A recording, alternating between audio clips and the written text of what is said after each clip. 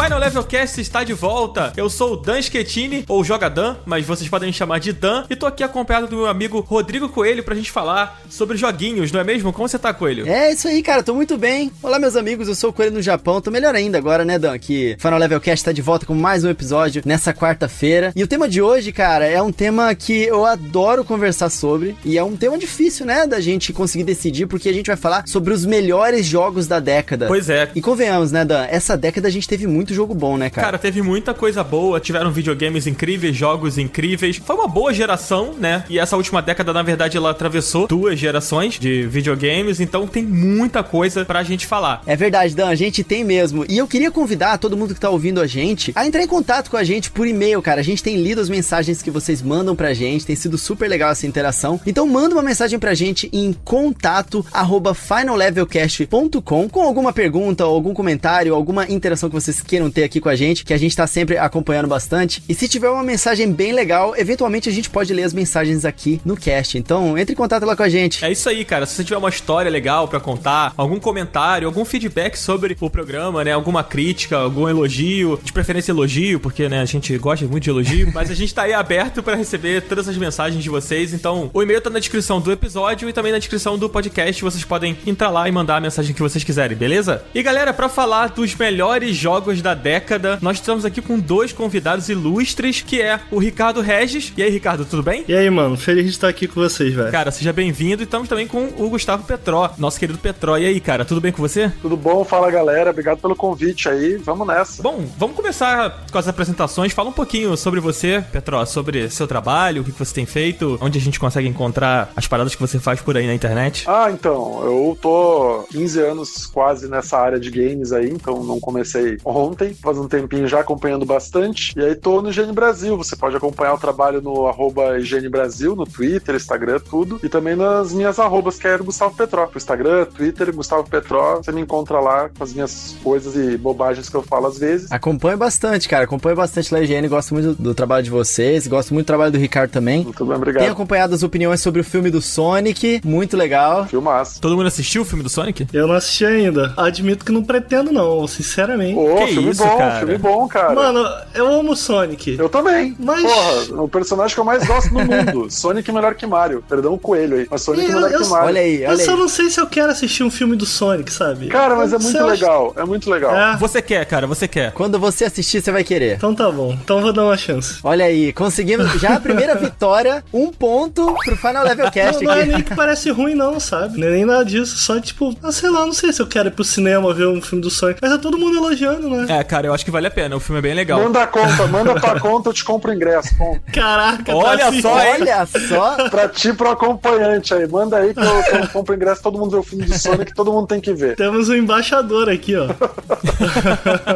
Cara, eu apoio essa atitude nobre do Petró. Ricardo, fala um pouco também sobre o seu trabalho, sobre onde a gente encontra você, o que você tem feito aí no mundo dos games, na internet e tudo. Então, faz uns anos, tô bem menos tempo que o Petró nessa aí, faz uns 3 anos que eu criei o Nautilus, mas recentemente eu anunciei a minha saída do projeto, né? Pra quem conhece sabe que o Nautilus é um projeto independente, que só existe por conta de um financiamento coletivo, e eu tava nessa há 3 anos, né? Larguei trabalho, larguei faculdade, mano. Falei, mano, eu vou tentar, foda-se. A gente conseguiu ter algum sucesso, né? Tanto que ele mantém alguns membros ali, mas tava um pouco complicado pra mim, financeiramente puxado mesmo. Eu acabei saindo faz menos de um mês, mas eu tô feliz, porque eu tô trabalhando agora com gaveta, então não abandonei completamente o Nautilus, eu ajudo com algumas coisas, por exemplo, a última thumbnail do último vídeo que a gente fez foi eu que montei a thumbnail, e vou editar algumas coisas pro Nautilus ainda, mas não tenho certeza se, pelo menos esse ano, se vou contribuir com algum tipo de vídeo, etc. Então, pra quem me conhece, ou pra quem não me conhece, pra quem quer conhecer, eu tô lá no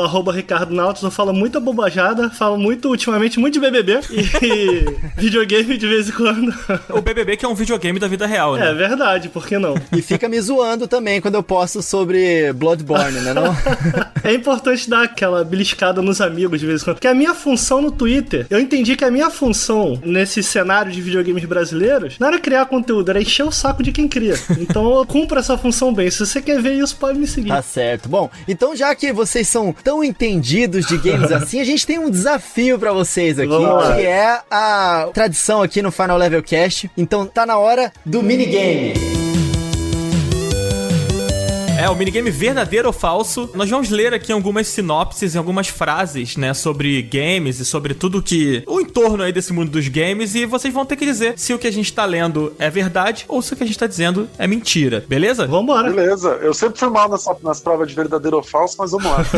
Não, então a gente vai colocar aí Petró versus Ricardo, e eu e o Coelho vamos aqui estar no confortável lugar do host. Só que tem uma coisa aqui, cara. Quem ganhar esse minigame vai levar pra casa o microfone Quadcast da HyperX, cara. Opa! Rapaz, tá valendo um prêmio aí, hein? Pra você aí que quer fazer um podcast, quer ter uma voz bonita e sedosa igual a do Coelho, tá agora? É graças a esse microfone aí. E quem vencer aqui esse minigame vai poder levar pra casa um desses também. Vão ser 6 perguntas, então 3 pra cada um de vocês. E vamos começar então com o Petró. Já que o Petró disse que não sabe se é bom, que é verdadeiro ou falso, a gente já vai te botar no palanque aqui agora mesmo. Vambora, Petró? Bora, vamos lá. Então valendo, hein? Primeira pergunta. Em 2017, a Riot enfrentou problemas na justiça por conta do uso não autorizado de imagem no game League of Legends. O jogador de futebol Edgar Davis e a modelo Aya Shawkar processaram a empresa, cara. E aí, verdadeiro ou falso?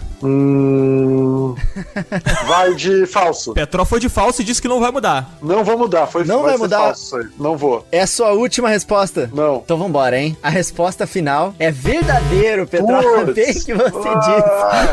Bem que você disse, hein? O que acontece, cara, é que em 2019 tem essa história aí, né? A modelo Aya Shawkar, ela acionou a justiça contra a Riot porque eles usaram o seu rosto como inspiração pra modelagem de uma personagem da animação Awaken. Né? Eles fazem várias animações assim e ela processou por causa disso. 2 anos antes, o ex-jogador de futebol holandês, né, o Edgar Davis, ele também processou a Riot por terem se inspirado em seu visual pra criar a skin do Lucian Atacante. Olha que louco, cara. Essa Riot é muito safadinha aí, cara. Pô, pagar o direito dos caras. Pegou uma galera boa aí. Rapaz. Os caras estão ligados, os caras são gamer, pô. E a Riot tem dinheiro pra pagar os caras, né, meu? Pô, paga a imagem deles aí. Eu fico imaginando se não foi o Zé da modelagem lá, falando, pô, hoje eu tô sem inspiração, deixa eu dar uma olhada aqui no meu Instagram. Aí encontrou os caras lá e falou, pá, vai ser isso aqui mesmo. Mas alguém aprovou o negócio que o Zé da modelagem fez, né? Mas aí vai ver quem aprovou, nem sabia quem era. Olha eu aqui, fazendo advogado da Tá Riot. defendendo! Tô defendendo seu jogador de TFT. Mas vamos lá, vamos seguir, vamos pra segunda pergunta. Por enquanto, 1-0 final level, hein? Isso aí. Essa daí vai pro Ricardo. E olha, a gente começou aqui falando sobre Sonic e a gente tem uma pergunta sobre Sonic. Olha aí. Vamos lá, hein? Segunda pergunta pra Ricardo Regis. Ou Ricardo Nautilus, como você preferir, que você me disse que as pessoas te chamam de Ricardo Nautilus, né? As pessoas estão falando que agora é Ricardo Gaveta. Então, vamos de Ricardo. Vamos lá. Originalmente, Sonic não tinha como missão resgatar os animais, vítimas de Robotnik, mas sim uma princesa encantada. Pelas semelhanças com o rival Super Mario, a ideia acabou sendo vetada e a trama foi redesenhada. E aí, cara, verdadeiro ou falso? Eu vou chutar que... Olha o tempo. Vou chutar que não vou explicar por que não, mas vamos ver. Você acha que é falso? Acho que é. Cara, você acertou, é falso. Olha aí.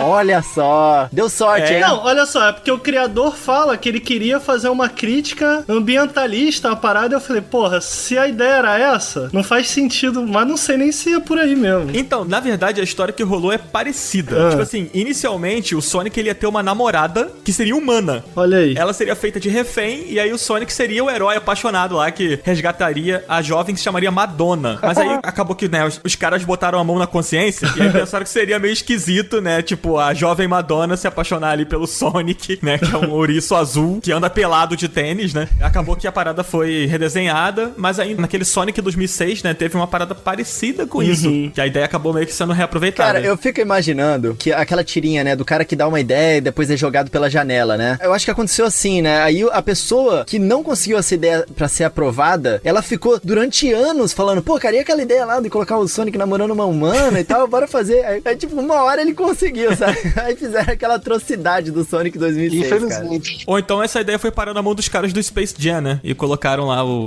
Pernalonga com aquela mulher lá.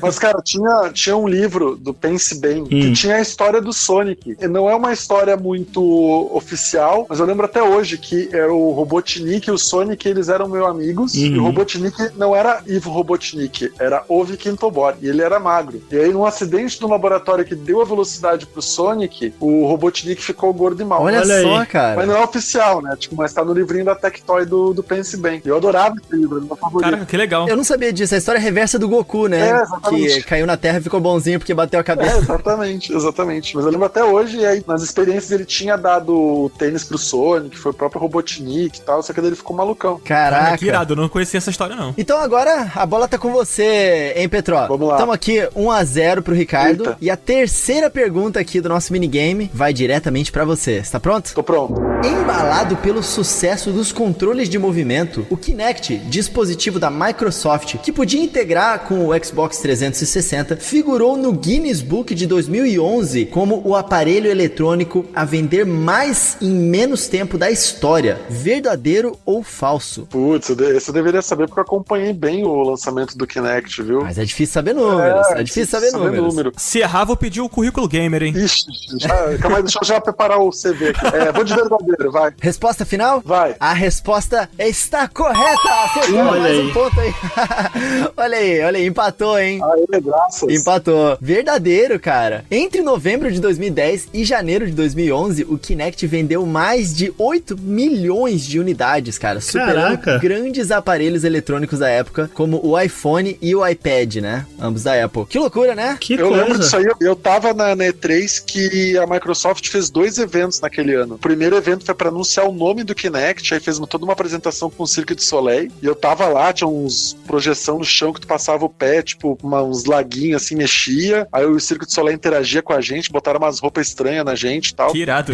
E depois, no dia seguinte, no mesmo lugar, teve a apresentação tradicional da Microsoft, que ela focou no Kinect, mostrando mais jogos, mostrando outras coisas. Cara, eu me lembro que quando o Kinect saiu, eu fiquei bem impressionado, assim, com as possibilidades. É impressionante. Não, é interessante, é uma pena que foi completamente abandonada, assim, eu acho a tecnologia em si, ela é muito interessante. Quando ela começou a ser usada pra TV e etc, eu falei, caralho, mano, isso, porra, não necessariamente dentro dos games, mas até fora dos games tem espaço pra isso daí, mas eu não sei, parece que, né, ficou de lado, acabou. Ele foi usado também pra medicina, pra várias coisas, né? E eu vou te falar que, graças ao Just Dance, o mercado de usados ainda é muito forte no Xbox 360, porque tem muita gente querendo comprar. A minha namorada ama, mano. Eu adorava também dançar no Kinect. Eu acho o Kinect bem da hora. É uma pena que foi abandonado, assim, um pouco. O Just Dance é até o 2020, eu uso no One, com o Kinect. Tinha aquele de dança que era exclusivo também, né? Como é que era o nome? Dance Central. Dance Central, eu gostava muito do Dance Central. Era legal. Mas, cara, eu acho que foi mais abandonado no Xbox One. No 360 ele ainda recebeu bastante jogo, sabe? Uhum. Mas eu acho que a galera começou a perceber que precisava de muito espaço. E as casas não têm muito espaço pra jogar. Então eu acho que um dos problemas que teve foi o próprio espaço. Eu mesmo tenho que mexer os móveis, alguma coisa, pra ter espaço pra dançar, entendeu? Uhum. É verdade. E aí o próprio Just Dance começou a poder ser jogado no celular. É verdade. E aí a galera começou a ver, pô, é mais fácil aqui baixar o app aqui e dança em qualquer lugarzinho, entendeu? Eu morando no Japão era praticamente impossível eu conseguir jogar assim, então. cara. Uhum. Bom, então vamos seguir? Tá preparado, Ricardo? Vai. Eu tô querendo hein? ganhar, né? Mas o do Petróleo tá muito mais fácil. Olha só, olha só, olha o veneno, olha o veneno.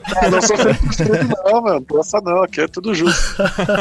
Vamos lá então, vamos ver. Quando Minecraft estava prestes a completar 10 anos, a Microsoft preparou uma festa de comemoração que não incluiria o criador e ex-dono da franquia da época. Tudo isso porque o Notch, né, como é conhecido, Marcus Persson, né, ele é conhecido por proferir falas homofóbicas e sexistas na internet, o que seria péssimo para a imagem da Microsoft. E aí, isso é verdadeiro? É verdadeiro, nazistinha nojento do caralho. Desculpa, pode xingar? Desculpa.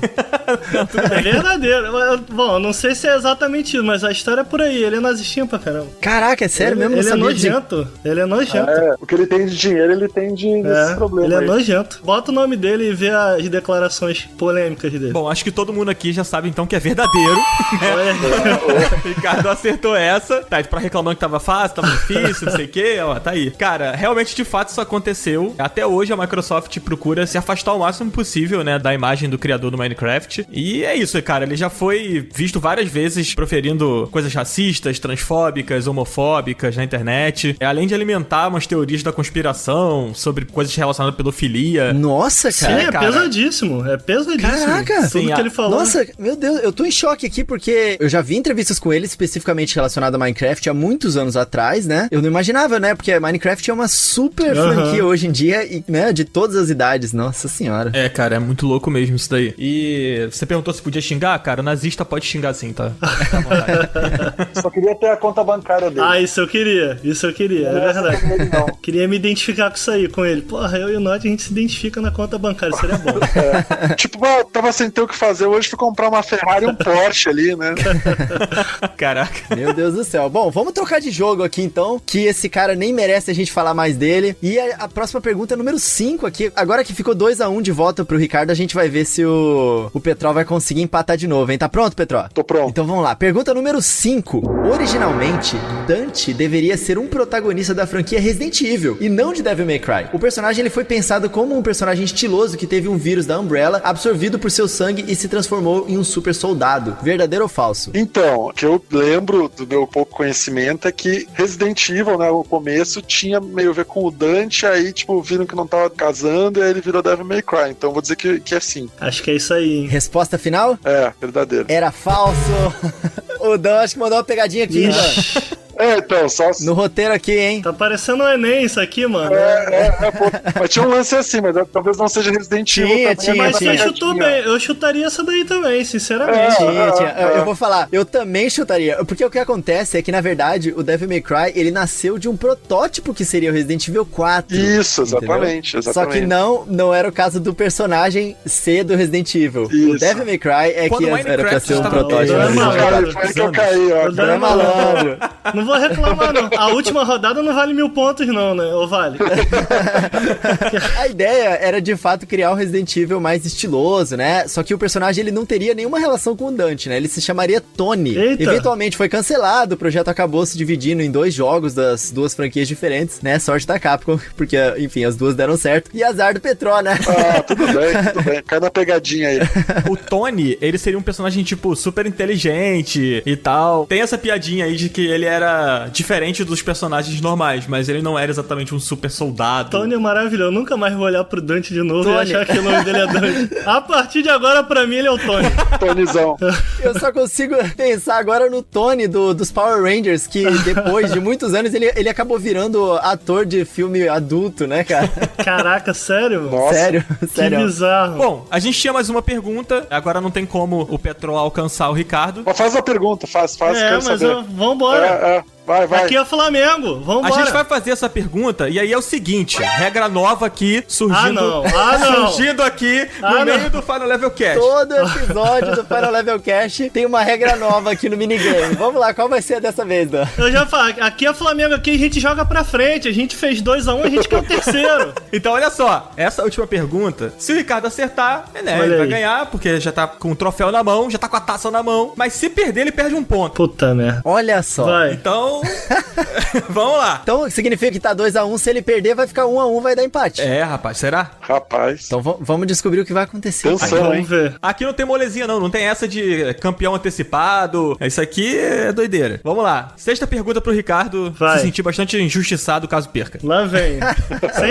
Sem Enem, pegadinha, vai. Em 2014, 3 mulheres vítimas de violência sexual criaram uma petição pedindo a retirada do game GTA V das lojas na Austrália. Alegando que o game incentivava esse tipo de violência, a quantidade de assinaturas convenceu os lojistas e retiraram os games de seus estoques. Verdadeiro ou falso? Cara, a Austrália tem um sério problema com isso aí, né? Não é de hoje que os jogos são mais caros por lá. É verdade. Ah, velho, tá estranha essa história aí, né? Não sei. Será, velho? Será? E aí, verdadeiro ou falso? Vou chutar o falso. Eu acho que elas tentaram e perderam. Você acha que é falso? Ricardo tá na dúvida, hein? Acho que é falso, vai. Cara, é verdade. Caralho. Virou o jogo, Cara, eu hein? juro que eu A achei. Austrália é a Rússia 2. Eu devia ter falado sim. Porque tudo pode acontecer lá. Eu achei que o Dan, ele fosse falar assim, era falso, na verdade eram 5 mulheres.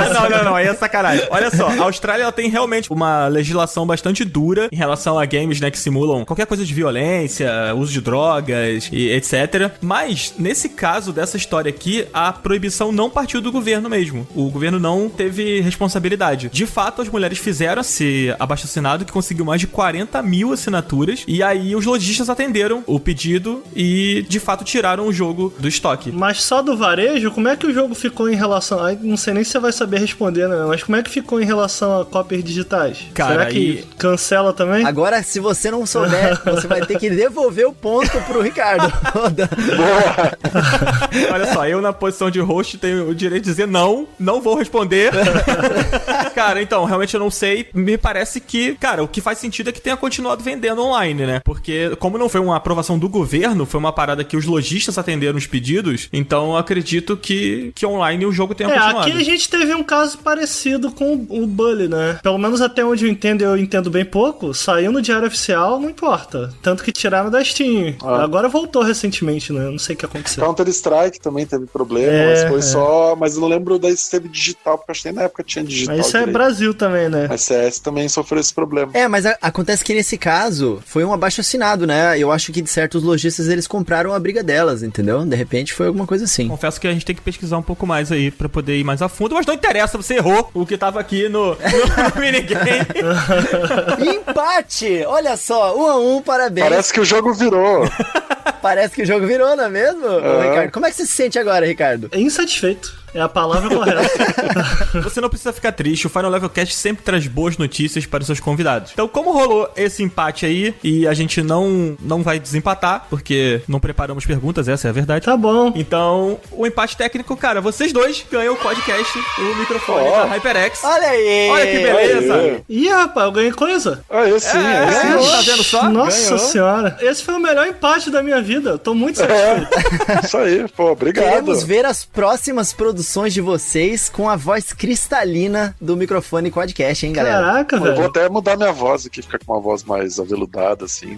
Perfeito. Mas vai ficar mais aveludada quando o microfone chegar aí na sua casa, gente. Exatamente, pô, obrigado. Cara, parabéns aí pra vocês. Parabéns, Petró, aí, que, pô, ganhou sem nenhuma ajuda, sem nenhuma sorte. Imagina. Graças ao Ricardo, hein? Graças ao Ricardo.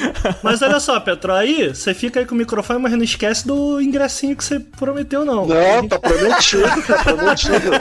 Não tem campanha pra ajudar o cinema brasileiro, tem que ajudar o cinema dos games também. Sonic aí, vamos assistir. Ajuda o cinema dos games. Fica o recado final aí pra vocês, então.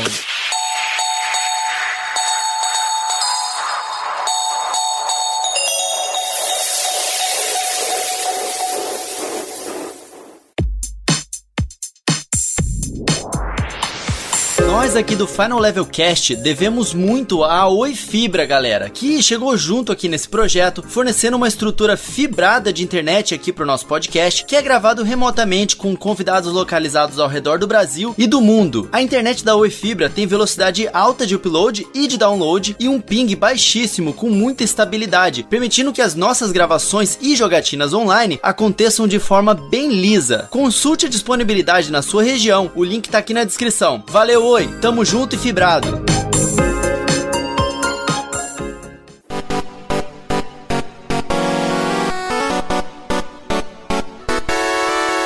É isso aí, meus queridos amigos, foi muito divertido esse minigame, deu pra dar umas boas risadas, mas agora o papo é sério, hein? Porque vamos falar sobre os jogos mais marcantes para nós e para a indústria da última década, ou melhor, dos últimos 10 anos, pra não causar confusão, né? O Nautilus, ele chegou a fazer uma discussão sobre essa ou não? A gente ainda não sabe se vai fazer, mas é bem possível, né? Eu acho que essas discussões são legais, são divertidas, então é bem possível que role assim em algum ponto. E por aí na IGN, Petró, vocês têm uma tradição bem grande de fazerem essas listas sempre, né? Sim, mas a gente vai esperar o fim da década. Olha entendi. só, olha a polêmica. Vai esperar o fim da década pra fazer mesmo, o fim do ano, mas a gente ao longo do ano aí vai ter discussões sobre os melhores games, dos últimos 10 anos, enfim, então a gente tá preparando uma série de coisas legais aí pro ano, então vai entrar sim. Mas a gente concordou que a década termina no fim de 2020, né? Entendi. E rolou muita discussão aí se vocês iam fazer isso esse ano ou no fim da década mesmo? Rolou conversa, sim. Rolou conversa porque a gente chegou à conclusão de que a década realmente acaba no fim de 2020. Mas a gente vai fazer algumas coisas dos últimos 10 anos, né? Porque entrar na onda aí, né? Senão fica na polêmica, tudo. Não queremos entrar na polêmica. A gente quer só fazer do melhor jeito possível e agradar todo mundo, né? Então faz os 10 anos e da década, tem problema. Então vocês fiquem ligados aqui no Final Level Cast pra uma prévia aí das opiniões do Petró, né?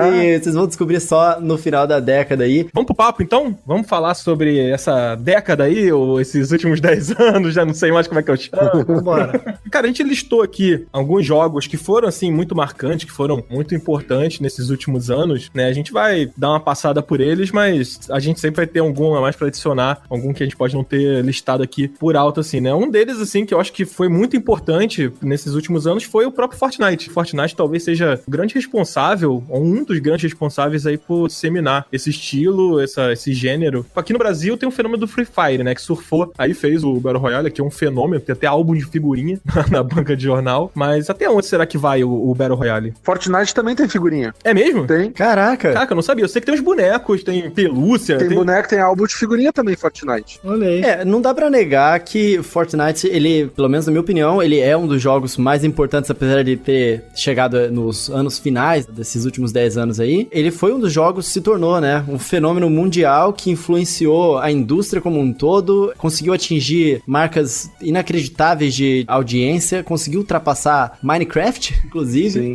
gerou toda uma onda, né, na indústria pra Battle Royale, em termos até mesmo competitivos, né, porque temos outros jogos de Battle Royale, assim, que também são muito fortes no competitivo, como o próprio Free Fire. Lá no Japão, o próprio PUBG é muito famoso. E alguns anos atrás, o boom que todo mundo se falava disso eram os MOBAs. Meio que o Battle Royale substituiu. Substituiu não, porque os MOBAs ainda são gigantescos, né? Mas novos jogos que vêm sendo criados, normalmente vêm buscando essa questão do Battle Royale. Até Tetris entrou nessa, né? Então, pra mim, eu acho que é inegável que seja um dos jogos mais importantes da década aí sim. Tanto pros gamers quanto pra indústria. Realmente, é um dos games mais importantes da década mesmo, por todo o sucesso que tem feito, o dinheiro que tem dado pra Epic. Mas a gente não pode esquecer que antes dele veio o PUBG, né? O Battlegrounds. Pois é. Só que eu acho que o que o Fortnite conseguiu fazer foram duas coisas que ajudaram nessa popularização. O visual dele, que conseguiu pegar a gente mais jovem também, era uma coisa menos violenta, né? Então, tipo, o PUBG, ele acaba, entre aspas, sendo um pouco mais violento, embora não tenha sangue, enfim. Mas tu acaba tendo um apelo um pouco mais com crianças também. Eu acho que foi aí que o Fortnite se deu bem. E uma segunda coisa que é a construção, né? Que outros games não têm. Eu acho que o fato de poder construir ali rapidinho e isso ajudar no combate e outras coisas, eu acho que também ajudaram o Fortnite a se popularizar com quem gostava de Minecraft também. E vale lembrar, cara, que por conta de Fortnite, PUBG, o Battle Royale, enfim, outros games entraram nessa onda, né? Por exemplo, tem o Forza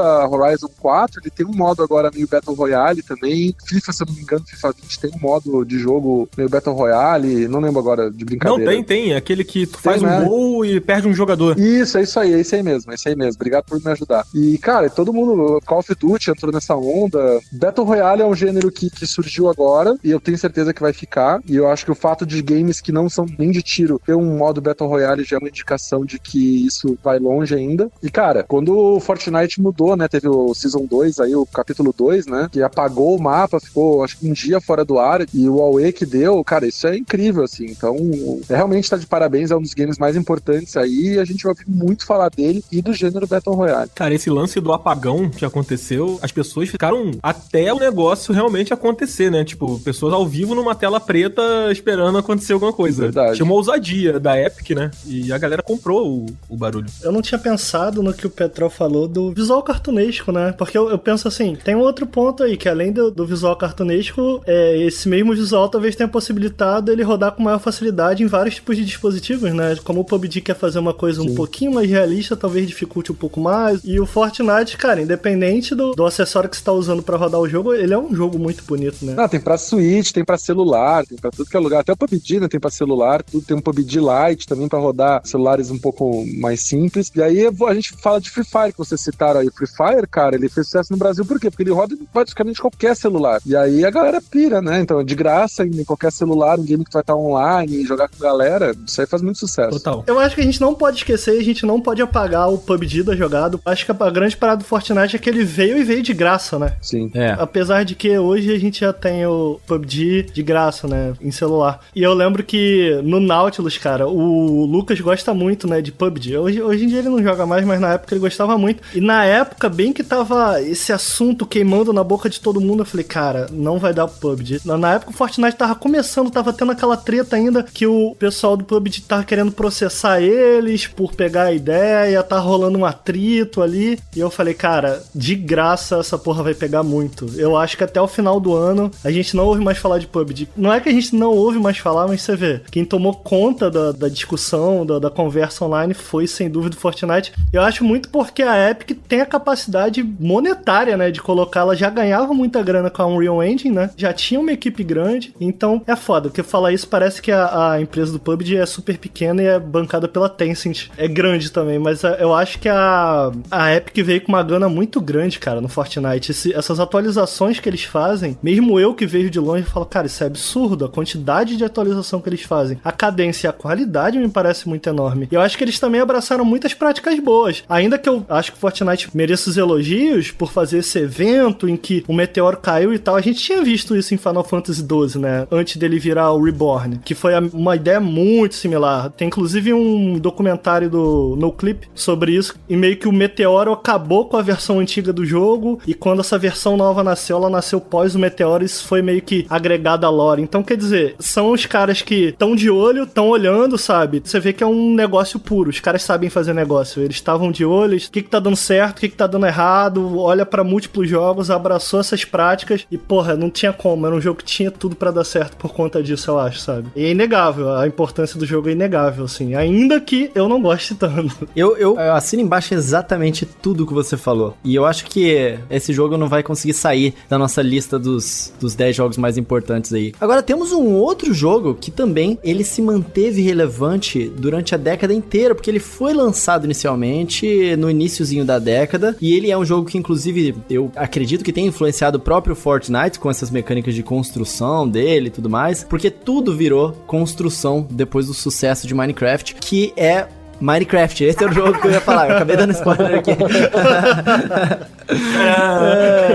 Mas Minecraft, ele é o Lego do mundo virtual, e ele é um Lego que dá um significado para aquilo que você tá construindo, né? Porque você tem que sobreviver. Então, é um jogo que ele te permite ficar engajado com esse loop de gameplay, né? De construção e sobrevivência, mas ele também te permite ser muito criativo e jogar com os amigos, e tem todo tipo de, ainda mais no PC, né? Todo tipo de mod, e é um jogo que também tem um visual fácil de qualquer pessoa de qualquer idade se engajar, se interessar ali, aqueles quadradinhos, né? E assim como o Lego também faz, e é um jogo que até no ano de 2019 ele também foi um dos jogos mais assistidos no YouTube, ou seja, ele passou a década inteira se mantendo relevante, saiu da mão de um cara que construiu um jogo sozinho, até entrar na mão da Microsoft, e a Microsoft conseguiu manter, né, a importância e o interesse no Minecraft com atualizações e coisas legais. Tem até Super Mario dentro de Minecraft aí, que eles fizeram parceria com a Nintendo. O PewDiePie deu uma ajuda aí ao Minecraft levantar de novo, né? 2019. O cara decidiu voltar a jogar o jogo depois de um tempão lá. Os youtubers surfaram muito no sucesso do Minecraft, né? Eu me lembro, muita galera começando, tipo, por exemplo, o Leon, né? Do Coisa de Nerd, que é um cara que hoje, pô, é gigante e tal, e ele começou jogando muito Minecraft, né? No início do canal dele, e vários outros youtubers, canais, jogando Minecraft, né? O Minecraft, talvez o YouTube tenha sido uma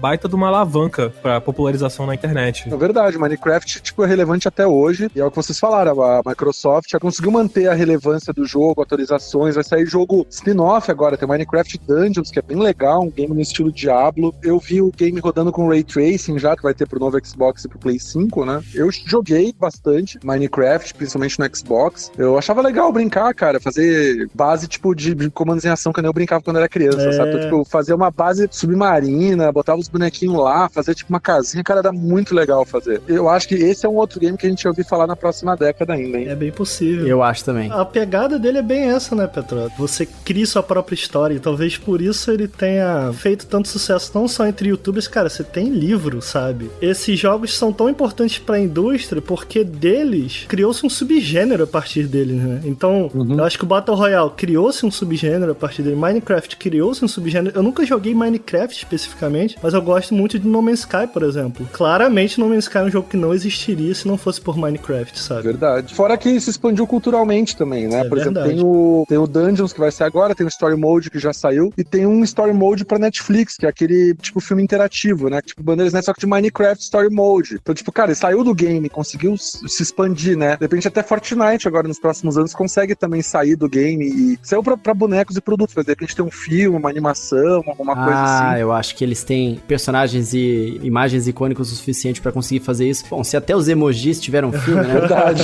É verdade. Mas eu sinto que ainda tem muito preconceito com Minecraft. Isso que o Petra falou é legal, porque é meio que isso, pelo menos pra mim. Quando eu vejo meu sobrinho jogando, pô, cara, isso daí era essencialmente o que eu fazia com Lego, sabe? Quando eu era criança, eu tinha um caixão de Lego e ficava ali brincando. Eu acho que é um jogo muito maneiro. Eu acho muito legal do meu sobrinho tá jogando. Tipo, o tempo inteiro ele tá não só pensando no que ele tá fazendo ali, mas ele tá projetando um passo à frente. Depois eu vou pra lá. Então é um jogo muito legal, cara. Pra criança, pra qualquer idade, personagem, na real. Então eu acho que é merecido. E ele tem esse elemento retrô, né? Então acaba reforçando o visual dele, né? E, cara, Ricardo, isso que você falou de, né, gêneros que acabaram ecoando nessa última geração e nesses últimos 10 anos aí, a gente acaba lembrando do Dark Souls, né? Que é mais um dos jogos, né, que tá aqui na lista que a gente preparou. E, cara, tem até uma piada, né, daquilo, nossa, isso é muito Dark Souls, né? Tipo, virou quase um clichê. Falar que qualquer jogo difícil qualquer jogo tipo Dark Souls, né? ou qualquer combate. Qualquer combate um pouquinho mais tático. Ai, não, isso aí é muito Dark Souls. Mas a verdade é que é meio Dark Souls mesmo, sabe? Tem exageros, né? Tem uma matéria, agora eu acho que foi do Kotaku na época, que ele comparava Dirty Rally, se eu bem me lembro, a Dark Souls. E eu consigo ver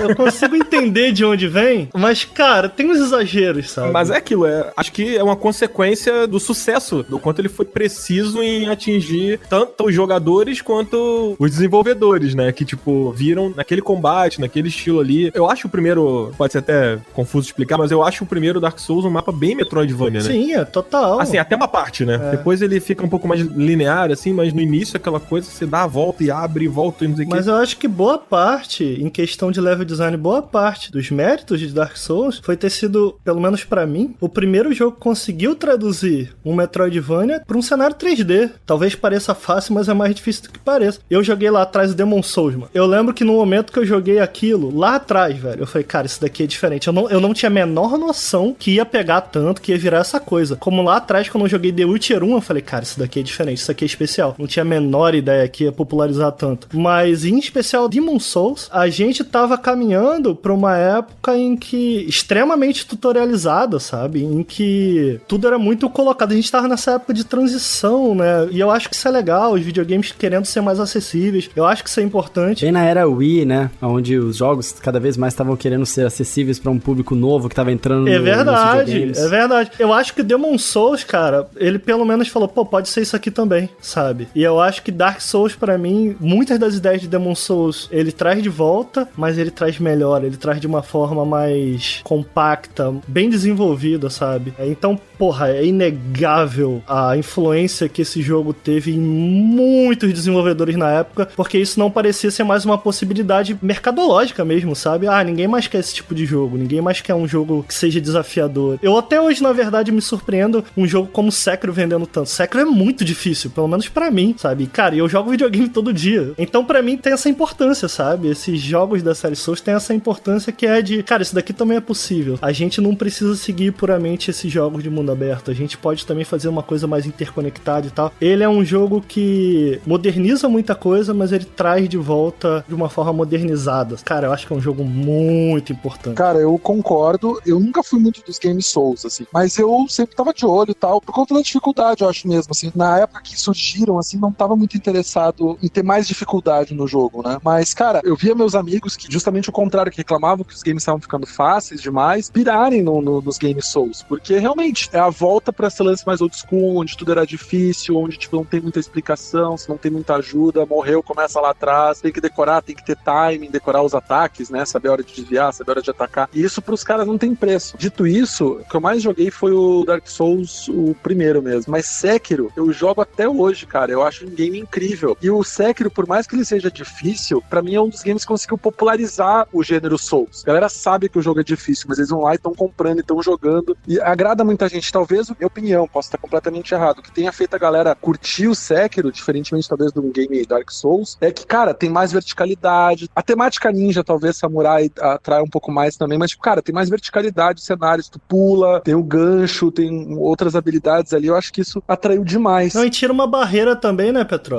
Os jogos da série Souls tem número, atributo, você já começa tendo que criar um personagem, escolher um monte de número que, porra, o que são esses números e tal, eu concordo. Tem aqueles itens também que você pega, que você não... Só depois você descobre pra que serve. Fui pro Japão ano passado, justamente pra conhecer o Sekiro, né? Fui lá no estúdio, tudo. Aí eu perguntei pro Miyazaki como é que você cria um jogo, né? Souls, assim, a dificuldade e tal. Como é que ele sabe que tá pronto? Como é que ele sabe que, tipo, não é muito difícil, não tá muito fácil? Como é que tá balanceado? A resposta dele foi muito simples. Ele falou assim, quando eu consigo terminar o jogo, é que o jogo tá pronto. Cara, se o jogo é difícil desse jeito, ele deve jogar para um cacete.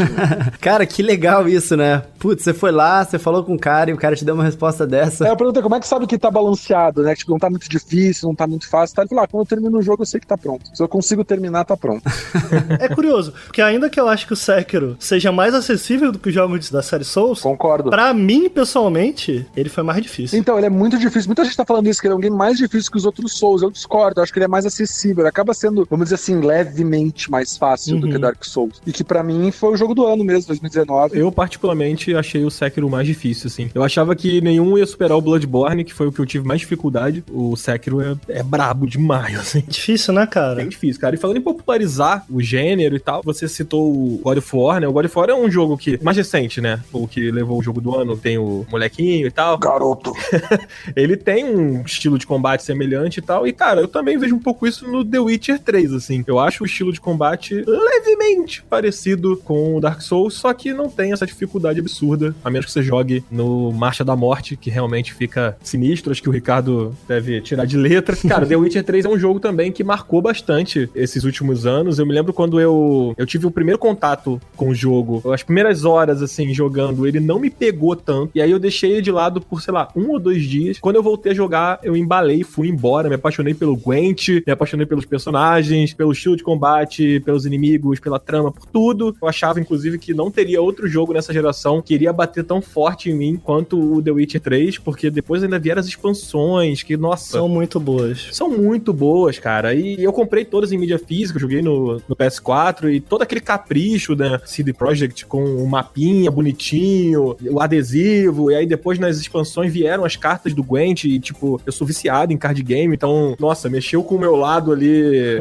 apaixonado por trading card e tal. E eu acho o The Witcher um jogo, assim, impecável. Ele é incrível. Eu não tinha jogado o primeiro, também não tinha jogado o segundo, não conhecia a história, não tinha lido os livros. Tipo, o Geralt, pra mim, era um personagem novo. Era uma história nova. E isso foi, inclusive, o que aconteceu com muita gente, né? A maior parte das pessoas que viraram fãs de The Witcher, eles conheceram a franquia através do The Witcher 3 por causa do gigantesco sucesso que ele fez, porque o The Witcher 3, ele evoluiu o gênero de mundo aberto, na minha opinião. A grande contribuição dele tá aqui nessa lista, assim como os outros também evoluíram seu gênero ou criaram subgêneros. The Witcher 3, ele chegou com o pé na porta, criando um mundo extremamente rico, personagens extremamente ricos, com diálogos bem aprofundados, né? Muita coisa pra você fazer e explorar dentro daquele mundo, e aquele universo ali dentro era tão rico que, assim como você falou do jogo de cartas que tem dentro do jogo, que é o Gwent, ele acabou virando o seu próprio jogo fora de The Witcher, né? Eles fizeram um jogo exclusivo somente de Gwent, então já existia, né, dentro do próprio jogo, um outro jogo super engajante também, que as pessoas gostavam muito, então, de tão rico cara, que é uma coisa universo. que eu acho incrível, assim, no The Witcher, se eu não me engano, Ricardo, você até cita naquela série que você fez, sobre Bruxos, Princesas e Horizontes. recomendo muito, inclusive, acho muito legal, que é uma coisa do quanto aquele mundo é vivo. Os personagens, os NPCs do mais importante ao mais simplesão ali da cidade, ele tem uma rotina ali que você consegue, se você parar, vou ficar aqui e acompanhar a rotina desse cara pra ver o que ele faz amanhã. Tipo, ele vai estar lá fazendo a rotina dele, ele vai trabalhar, ele vai parar, vai sentar, vai comer, sei lá. Os personagens têm essas rotinas. Eu achei isso muito incrível, assim. Depois de ver vídeos e tal, e ler coisas, ver as pessoas comentando, e eu já tinha observado por alto, mas aí eu parei pra observar com mais detalhe, e realmente, os personagens são muito vivos, assim, não apenas os NPCs que têm suas quests e tal, né? The Witcher 3 é um meu jogo favorito de todos os tempos, assim, eu gosto muito desse jogo. Eu admito que quando eu comecei a jogar ele, eu já tava investido, e é muito doido, cara. Eu postei agora há pouco no Twitter, eu tava no shopping, e a atendente falou assim, essa música do Deu um Trocado pro Seu Bruxo, tô viciado nessa música. Aí a outra falou, será que vai ter uma versão carnaval pra gente pular carnaval? E eu falei, cara, nunca eu imaginaria que The Witcher ia ficar tão popular ao ponto de eu estar na Líder Magazine e os atendentes estarem falando de The Witcher. Tipo, isso é muito foda, porque quando eu jogava The Witcher 1, eu gostava muito da CD Projekt, né? Na época que eu era mais novo, eu acompanhava, assim, fórum e tal. The Witcher foi uma série que sempre foi bem avaliada, quem gostava muito, tinha uma fanbase, né? Mas parecia que não caía. Eu lembro que quando saiu The Witcher 2, eu adorei aquele jogo, joguei muito The Witcher 2 e eu frequentava muito fórum e perguntaram pros desenvolvedores, num post pós-lançamento, se tinha vendido bem, se não tinha, porque a princípio ele não tinha nem saído pro Xbox ainda, o The Witcher 2. Ele era um exclusivo de PC mesmo. E os desenvolvedores falaram assim, se pagou, mas a gente tava esperando um pouco mais, sabe? Eu lembro que eu fiquei, porra, cara, por que esse esse jogo não dá certo, velho? O que tá acontecendo? E aí The Witcher 3, pra compensar, explodiu, né, cara? E é muito louco isso, assim. Eu lembro que antes do lançamento eu ficava, cara, o pessoal vai se decepcionar com The Witcher 3. A galera não tem tanto dinheiro assim. Vai ser um jogo meio, sabe, meio desengonçado. A gente chama esses RPGs meio desengonçados de Eurojunk, assim, tipo, vai ser aquele jogo meio bugadão. E não, cara, foi esse jogo enorme, grandioso, muito além das minhas próprias expectativas, sabe? Quando eu entrei no The Witcher 3, eu já entrei investido nos personagens, então eu não sei qual é a experiência de entrar no The Witcher 3 sem gostar daqueles personagens. Eu acho que eles tomaram uma decisão muito, muito inteligente, que foi de, bicho, assim como os livros fazem, focar numa história mais pessoal. Pelo menos pra mim, é isso que me pega mais em The Witcher 3. Eu gosto da história, eu gosto das sidequests, eu gosto das histórias que nascem ali dentro daquele universo. Assim como nos livros, é uma história bem mais pessoal, bem mais sobre Geralt, mas ao mesmo tempo, assim como muitas partes do livro, foca muito mais nos livros de conto, né? Em histórias que tem começo e meio e fim por si só. É aí que The Witcher brilha. Eu acho um jogo fora de série. Só de falar aqui eu já tô com vontade de jogar de novo. Eu tenho umas 500 horas desse jogo e ele me deixa maluco. Eu fico empolgado só de falar. Desculpa. Eu quero começar de novo também. Cara, eu também. E, Ricardo, você falou sobre essa coisa deles contarem bem histórias e tudo mais. E, cara, eu senti isso até naquele spin-off, aquele Thronebreaker. Sim. Cara, ele também tem uma história muito bem contada. Boa. É muito interessante. Mesmo não sendo um jogo que tem aquela experiência imersiva de um jogo gigante, sabe? Como o The Witcher 3, que pra muitas pessoas isso acaba até valendo mais, né? Porque impressiona aos olhos. Ele tem essa coisa da história muito bem contada. É um jogo bem divertido até. Quero voltar a jogar, porque agora eu tô com um Xbox One X, então quero ver o game em outra qualidade, mesmo sendo um game de 2014. Quero ver ele rodando em 4K, enfim. Mas, cara, eu acho que popularizou, né? Joga a moeda pro seu bruxo aí por conta da série também, do Netflix. Eu acho que isso vai fazer mais gente jogar, tanto que o game voltou a ter mais vendas e ter mais acesso. Também tava vendo esses dias. Tá com mais gente jogada do que no lançamento.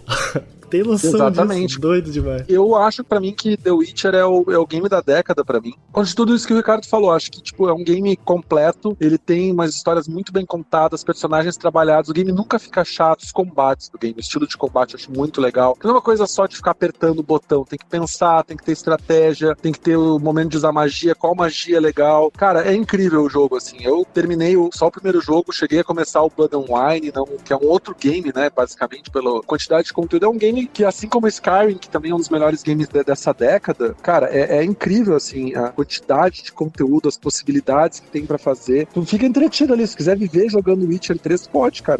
Para de ir no cinema, para de ver série, cancela Netflix, cancela Amazon Prime, fica só no Witcher, cara.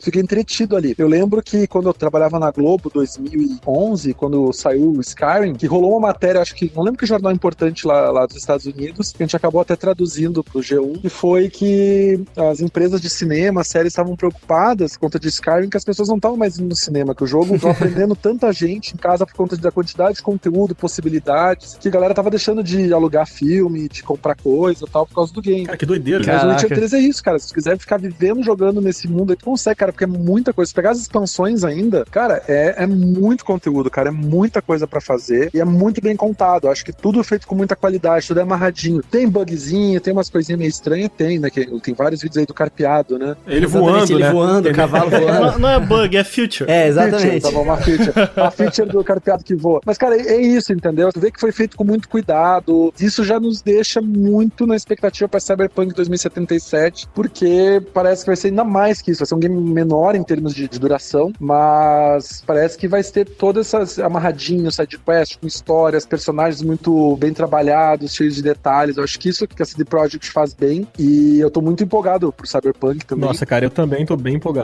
Cara, você falou do Skyrim, eu tenho uma história curiosa com o Skyrim. Cara, eu joguei muito, eu tinha, sei lá, umas 200 horas de jogo e eu nunca matei o Alduin.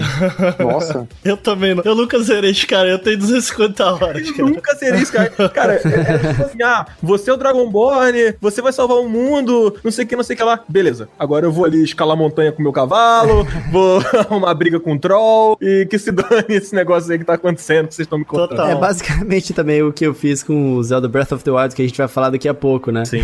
Olha, a gente falou muito sobre o The Witcher 3 ele ter uma história muito cativante, várias quests muito bem contadas, mas teve também uma franquia que acabou virando meio que um gênero também, criada pela Telltale, que foi o The Walking Dead, que conta uma história muito bem contada e eles deram uma popularização a um gênero que ainda não tinha conseguido arrebentar o mainstream, né, de todo mundo querer jogar. Eles pegaram uma série que é The Walking Dead e eles fizeram um tipo de jogo onde você mais assiste e faz as suas escolhas do que você controla de fato os personagens ali em primeira pessoa. Claro que você tem algumas reações rápidas que você tem que fazer. E esse jogo, ele se popularizou tanto que a Telltale, ela inclusive fez diversos outros, né, depois dele. Inclusive o Minecraft também fez o Minecraft Story Mode, que é da Telltale também, inclusive. E foi muito importante pra essa década, porque tiveram diversos anos aí, de 2012, quando saiu esse jogo, até há um tempo atrás, que muitos jogos desse tipo estavam vendendo muito e gerando muito interesse do público. E tudo começou com o The Walking Dead, que, na minha opinião,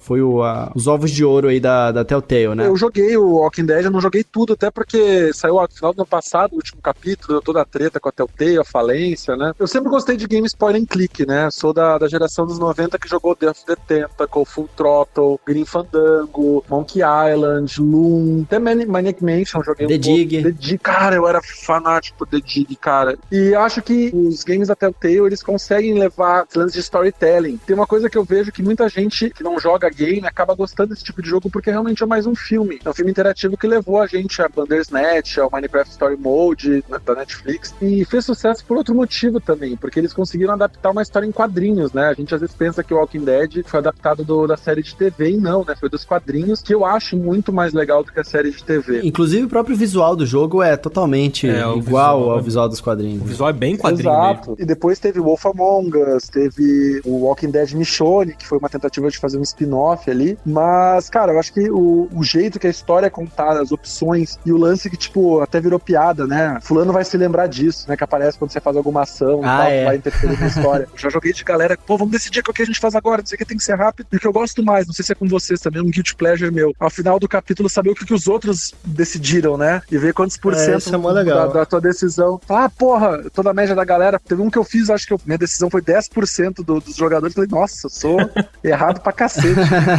Cara, eu gostei bastante do The Walking Dead e, tipo, pouco tempo antes de pegar o The Walking Dead eu tinha jogado o Heavy Rain. Sim. Que foi um jogo que eu me amarrei nesse jogo, assim. E aí eu peguei o The Walking Dead e eu senti que, tipo, era um outro estilo gráfico, era outra pegada e tudo mais, mas, cara, ele ainda era melhor, assim, sabe? E aí eu pensei, caraca, isso aqui é muito bom. E agora os caras vão fazer milhões de jogos desse tipo, sabe? Depois acabou vindo um monte de jogo aí, não só da Telltale, né? Sim, tem o Detroit, aquele Beyond, né? Que são do David Cage. São do Cage, né? Que é o mesmo camarada do Heavy Rain, né? A gente não pode esquecer só que a Telltale fez também outros games antes do Walking Dead. Um deles que eu tava lembrando agora é aquele Sunny Max, que era um game point and click, que inclusive numa GDC, que era a Game Developers Conference, eu assisti uma palestra do pessoal da Telltale, eles mostrando o sistema deles de conseguir casar o áudio com a boca, né? Como eles tinham que fazer os capítulos muito rápido pra entregar, eles criaram um sistema que, tipo, quando o ator gravava o áudio, um sistema identificava o áudio e fazia o personagem abrir e fechar a boca de um jeito, abre aspas, mais realista, né? Porque não é bem realista, mas pra justamente agilizar o trabalho de produção deles. Eu achei bem legal e ver como eles estavam afim mesmo de criar esse lance de capítulos, de entregar em partes o jogo, não era uma coisa completa e tal. E lembro de ter dado polêmica na época também, pô, mas compra o jogo e não chega tudo, tem que ficar esperando e tal. Inclusive, esse jogo também acabou popularizando um pouco essa questão de trazer os jogos de forma episódica, né? Como eu falei, eles não começaram com isso, mas é que se popularizou tanto através desse jogo que a gente viu isso acontecendo depois também. Mas sim, eles também tinham essa coisa de lançar muito rápido os episódios, porque esse jogo ele foi lançado em abril, no final de abril, e o último episódio saiu em dezembro do mesmo ano. Eu não sei vocês, cara, mas da minha memória, eu acho que esse foi o primeiro videogame que me fez chorar, assim, o The Walking Dead. Então, pra sempre, ele vai ficar marcado pra mim dessa maneira. Mas eu acho que o The Walking Dead, ele foi meio que vocês me desculpem a comparação, mas ele foi meio que o Street Fighter 4 dos Adventures, sabe? Ele simplificou muita coisa. O Petrol lembrou bem do Cinemax. O Cinemax ainda era um adventure Adventure um pouco nos moldes clássicos. Então, por ele ter alguns quebra-cabeças, às vezes você parava na história. Eu acho que o The Walking Dead, ele falou, cara, vamos contar uma história boa, vamos inserir algum elemento de quebra-cabeça, mas vamos simplificar a coisa. O importante é que a história ande. E eu, sinceramente, acho que isso funcionou muito bem pros jogos da Telltale, cara. Eu acho que foi quando instalou a coisa, a Telltale foi embora e por isso é tão triste que ela tenha fechado as portas, mas... eles expandiram rápido demais e acabou que não aguentou, muita IP que não era deles, né? Então eles tinham que pagar muito royalty, por mais que eles tivessem, enfim. Agora, outro jogo que realmente foi extremamente estrondoso pra indústria, que também não foi uma ideia original, mas que popularizou demais isso e trouxe diversas pessoas que não jogavam videogame, foi o Pokémon GO, cara. Não sei se vocês se lembram da loucura que foi em 2016, quando ele foi lançado. Eu, particularmente, estava morando no Japão. Agora, vocês imaginam. Como era no Japão? Cara, no Japão era insano, até mesmo em 2019, quando tem raid em algum lugar, um enxame de pessoas vão pro mesmo lugar e começam a fazer amizade, a trocar Pokémon. Eu vi lá esse ano isso aí, cara. Muita gente jogando. Muita gente jogando, velho. Viu? Em 2019 ainda, mas não é isso? Mas você encontra pessoas assim em praça, essas coisas, ou não tem? Encontra demais em praça. Se você viu uma aglomeração de pessoas em uma praça, olhando pro celular, você pode ter certeza que é Pokémon GO. Ainda é muito popular isso lá. Isso é muito legal, né, cara? Isso é muito legal. E em 2016, isso foi inacreditavelmente legal. No Japão, eles têm um toque de recolher não oficial. Quando o sol começa a se pôr, na cidade inteira, pelo menos em Tóquio é assim, eu sei que em algumas outras cidades também são, eles tocam uma música. E essa música, ela ecoa, ela é tocada pela própria prefeitura. É meio que pras crianças saberem, olha só, é hora de ir pra casa. Ou então o pessoal saber, o sol tá se pondo, bora pra casa, que acabou o dia, entendeu? Então, assim, é muito comum as praças e os lugares todos ficarem vazios depois disso, né, do lado de fora. E no Japão eles têm uma cultura muito grande de aproveitar o espaço público de diversas formas, né? Agora, quando o Pokémon GO lançou, você chegava de noite sem nenhum poste que seja numa praça, tava lotado de gente, ou a pé, ou andando de bicicleta, e a galera toda se comunicando. Outra coisa que japonês não é muito bom em fazer, né? A amizade espontânea no meio da rua com outras pessoas, eles são muito fechados. E Pokémon GO ajudou milhares de pessoas a se comunicar melhor através do jogo. É isso que você falou, né? Ajudou as pessoas a se comunicarem, tirar a galera de casa, que era uma coisa que as pessoas não veem isso no videogame, né? Tipo, as pessoas acham que o videogame deixa o cara trancado no quarto, não sei o que lá. E o Pokémon GO, ele foi um troço totalmente oposto. Tirava de casa pra jogar e você acabava conhecendo as pessoas. Cara, eu cresci e morei por muito tempo num bairro aqui no Rio de Janeiro chamado Campo Grande. Eu também. O Ricardo conhece muito bem. Tipo, me adicionaram em grupos do WhatsApp na época, porque, né, eu sou fanático por Pokémon, então não ia pular Pokémon GO de jeito nenhum. A galera se encontrava em alguns ginásios, né, lá de Campo Grande. Tem uma igreja famosa lá no centro de Campo Grande, que é a Igreja Nossa Senhora dos Esterros, e ela tem um gramado grande, e a galera se encontrava sempre ali pra jogar, sempre. E aí começou uma história na época daquele negócio de tomar ginásio e tal, e começou uma história que existia um jogador, que era do grupo do Amarelo, que é o Extinct. Que inclusive é o meu. O meu também. Time amarelo aqui. Time amarelo. Time azul. Cara, e aí esse cara do time amarelo, ele sempre tomava o ginásio dali da igreja. Sempre. Qualquer horário que você passasse, ele ia ter tomado o ginásio. E aí tava rolando uma raid, acho que era de Lugia na época, e aí o pessoal passou, e aí o ginásio tinha acabado de ser tomado pelo cara. E aí todo mundo começou a perguntar, cara, quem é esse cara? Quem é você? Você tá brincando aí, que era o padre. Cara, não era o padre. Tá. Cara, era um coroa, um cara assim, com um bonezinho da Michelin, sentado assim, e ele falou, sou eu. Aí o pessoal, como assim, cara? Como você sempre rouba esse ginásio? Aí ele falou, porque eu trabalho, eu sou caminhoneiro, e aí o meu caminhão fica guardado aqui atrás, num depósito. E aí eu fico aqui esperando chegar as coisas, receber não sei o quê, e eu tô sempre aqui, então eu tomo ginásio aqui de madrugada, tomo ginásio aqui de manhã. E, cara, a gente ficou, cara, como assim, cara? Tipo, cara, coroa mesmo, assim. Vários tipos de mas pessoas isso é muito maneiro. né? Foi o jogo que me fez acreditar de novo na humanidade. 2 meses depois eu parei de acreditar de novo, mas enquanto esse jogo foi febre, eu acreditei. Quando eu fiquei jogando Pokémon GO, eu já tava morando em Niterói, né? Eu nasci criado em Campo Grande, mas eu tava morando em Niterói. E aí lá, final de semana, eu não vou lembrar a hora exata, mas por volta de 7 horas, tem o campo de São Bento lá, né? Que era onde tinha mais Pokémon, tinha muito evento e tal. E eu lembro que eu fui pra lá com a minha namorada, que tava jogando também. Minha namorada que odeia videogame, ela foi comigo, tava caçando Pokémon e tal. E a gente sentou lá e tava todo mundo se ajudando. O pessoal, não, ali tem não sei o que, vai pra ali, porque aqui é melhor. melhor, senta aqui com a gente. Mas, cara, que fofo isso.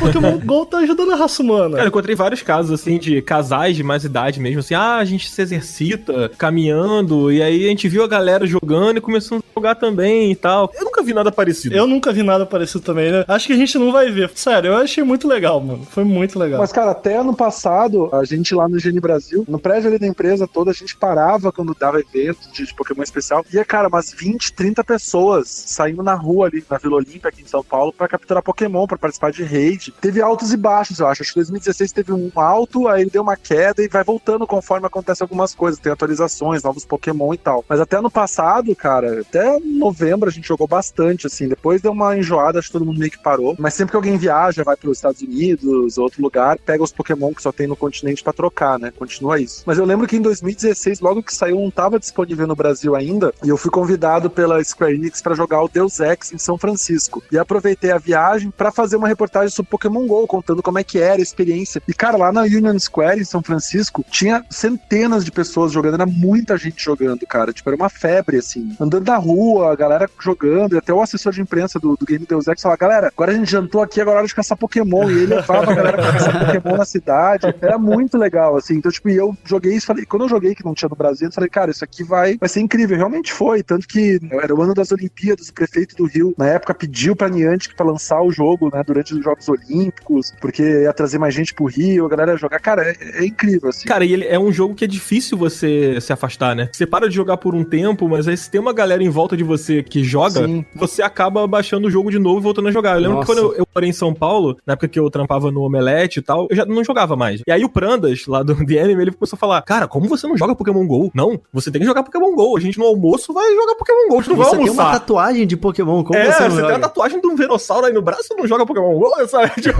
aí eu, pô, tá bom, então, vou instalar aqui. Aí eu vou jogar Pokémon GO. Eu acho que toda semana tem gente me pedindo pra voltar a jogar Pokémon GO. Inclusive, eu tava fazendo uma live outro dia e estavam falando pra mim, você não aceitou meus presentes e tudo mais. É realmente um jogo complicado de você parar de jogar, porque a própria comunidade te puxa de volta pra dentro, né? Exato. E todo mundo tem uma história legal de Pokémon GO pra contar. Então, é um jogo que ele cria conversas naturalmente. Sim, uma história legal que eu tenho foi do dia que eu fui num templo japonês lá, o mais antigo de Tóquio, e eu encontrei um Blastoise lá.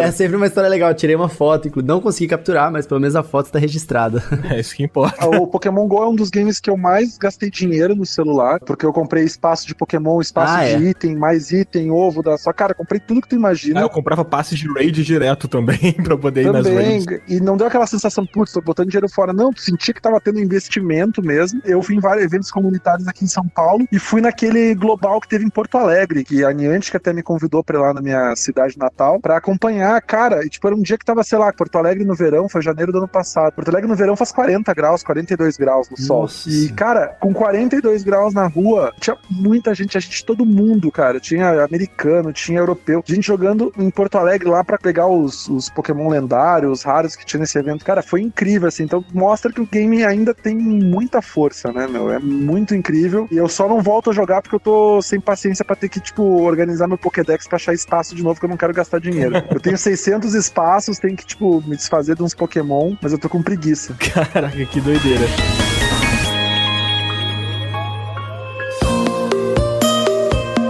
Cara, a gente já passou aqui por Dark Souls, por Minecraft, por The Witcher 3, e eu queria puxar aqui um jogo que tá aqui na nossa lista também, e que mesmo que não tivesse em lista, eu acho que a gente ia acabar puxando, que é o Zelda Breath of the Wild, né? Que ele me marcou muito, eu acredito que tenha marcado muitas pessoas também. Cara, Zelda tem uma coisa em torno da franquia, né? Esse impacto que ele causa sempre que um novo jogo é lançado, mas esse jogo em especial causou um impacto muito impressionante, até pelos jogos de mundo aberto, como o Coelho já falou, que, né, jogos de mundo aberto incríveis que lançaram, como GTA, como Red Dead Redemption, como o próprio The Witcher. E o Zelda, ele pegou tudo aquilo que esses jogos de mundo aberto construíram, que a gente já tinha certo como, cara, isso aqui é uma boa fórmula pra fazer um bom jogo de mundo aberto. E o Zelda parece que ele desconstruiu tudo e apresentou um jogo que tinha muitas coisas novas dentro de um gênero que não era um gênero nada novo, né? E ele consegue desconstruir os seus próprios conceitos que você viu em Ocarina, que você viu em Skyward Skyward Sword, que você viu em todos os outros títulos da franquia, e eu acho que esse é o maior mérito do Zelda pra mim, é fazer uma coisa que os outros jogos já estavam fazendo, como a gente já falou aqui, o The Witcher 3 é um jogo extraordinário e que entrega um mundo aberto incrível, muito vivo e tudo mais, e o Zelda pega essa coisa, vira de cabeça pra baixo e te joga num mundo incrível, um mundo que te convida a ser explorado e que não te diz, olha, você tem que explorar. A única coisa que ele te diz é, cara, você tem que matar o Ganon lá em algum momento, né?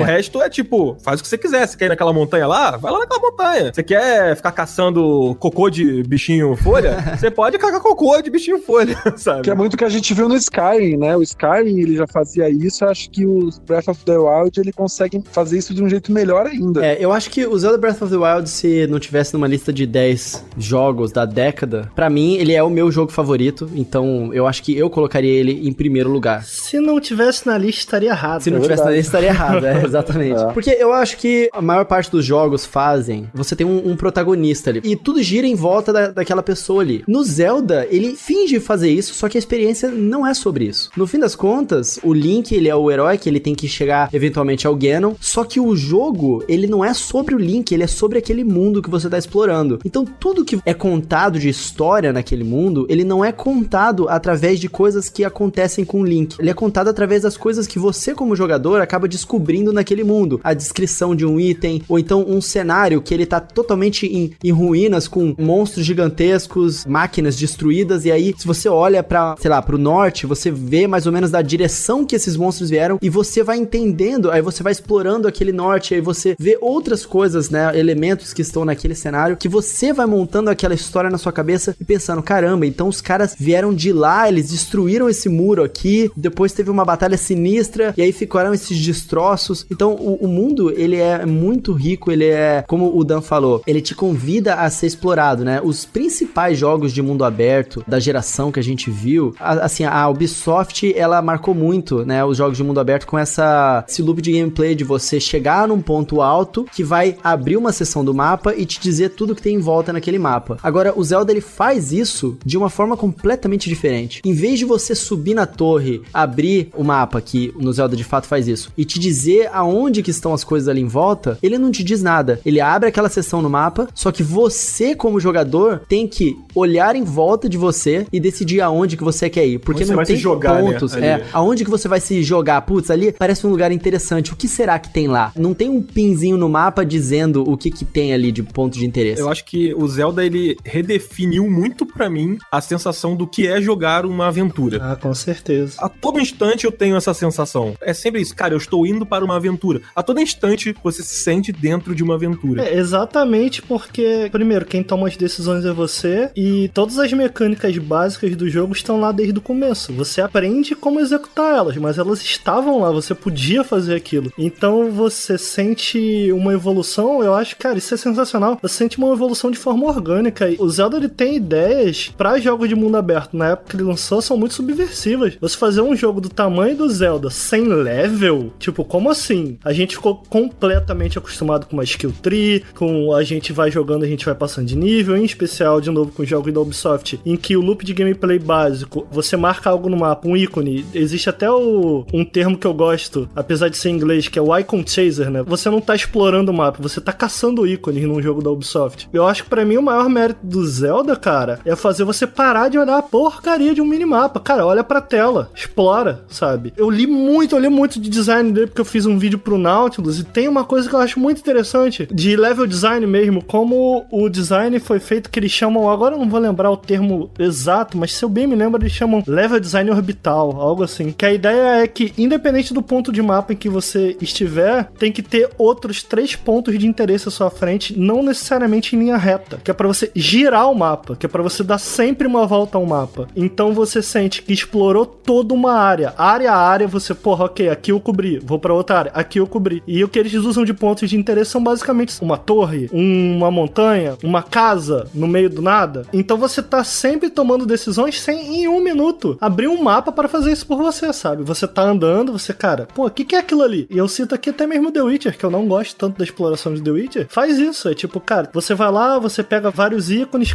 agora caça os ícones, fui aqui nesse ícone, completei, fui aqui nesse ícone, completei. E o Zelda faz isso que pra mim é a forma certa e é o grande ensinamento que ele deixa. deixa é tipo, cara, você consegue fazer tudo isso, você consegue entregar uma evolução de personagem, uma evolução de história, e bicho, como eu gosto da história da Zelda nesse jogo, e você consegue sentir uma progressão de níveis de uma forma completamente natural, enquanto se explora. Eu acho que esse é o grande lance dele, cara, sem menu, sem ter que ficar apertando o mapa, sem nenhum personagem, nada no HUD te dizendo pra onde ir, cara, você tá sempre tomando suas próprias decisões, e ao longo de toda a aventura, você tá aprendendo, você tá se transformando no Link, sabe? Eu tenho a impressão em alguns outros jogos, assim, e não criticando esses jogos, assim, por exemplo, o Horizon, o Zero Dawn, né? Eu tenho a sensação, em alguns momentos durante a gameplay, que eu tenho uma espécie de uma lista de compras na minha mão, e que eu tô seguindo essa lista de compras, sabe? Não é que seja um problema, é uma outra forma. Mas sabe o que é, cara? Sabe o que eu sinto? Desde Destiny, que eu me lembro foi o primeiro jogo que de fato abraçou isso, Destiny 1, em que ele tinha uma equipe de psicólogos dentro da equipe pra fazer você se engajar o tempo inteiro com conteúdo, não necessariamente com level design, mas sim com elementos que te façam se sentir recompensado momento a momento. Eu sinto que, cara, o Zelda foi completamente pensado por um game designer, sabe? Tipo, cara, como a gente vai tornar esse mundo aqui engajante, em vez de, pô, cara, como a gente vai recompensar o jogador momento a momento? Ah, dá um nível pra ele, enche uma barrinha, todo mundo gosta de encher uma barrinha. E isso não é fácil, sabe? Ainda que eu veja valor nisso, eu acho que é uma forma de se fazer a coisa, é uma forma de fazer com que o jogador se sinta recompensado, é preencher essas barras, é nível, skill tree e tudo mais. Cara, eu aprecio demais o Zelda a ter falado, cara, sabe isso aqui? Joga isso fora, eu vou fazer isso do meu jeito, sabe? Eu acho que é um jogo corajoso e deu certo, né? O que eles tinham pensado em fazer, recompensou no final das contas. Então, assim, é um jogo que eu acho que tem muitos méritos. Ele é uma aula de game design, como vocês estavam falando, aí eu assino embaixo,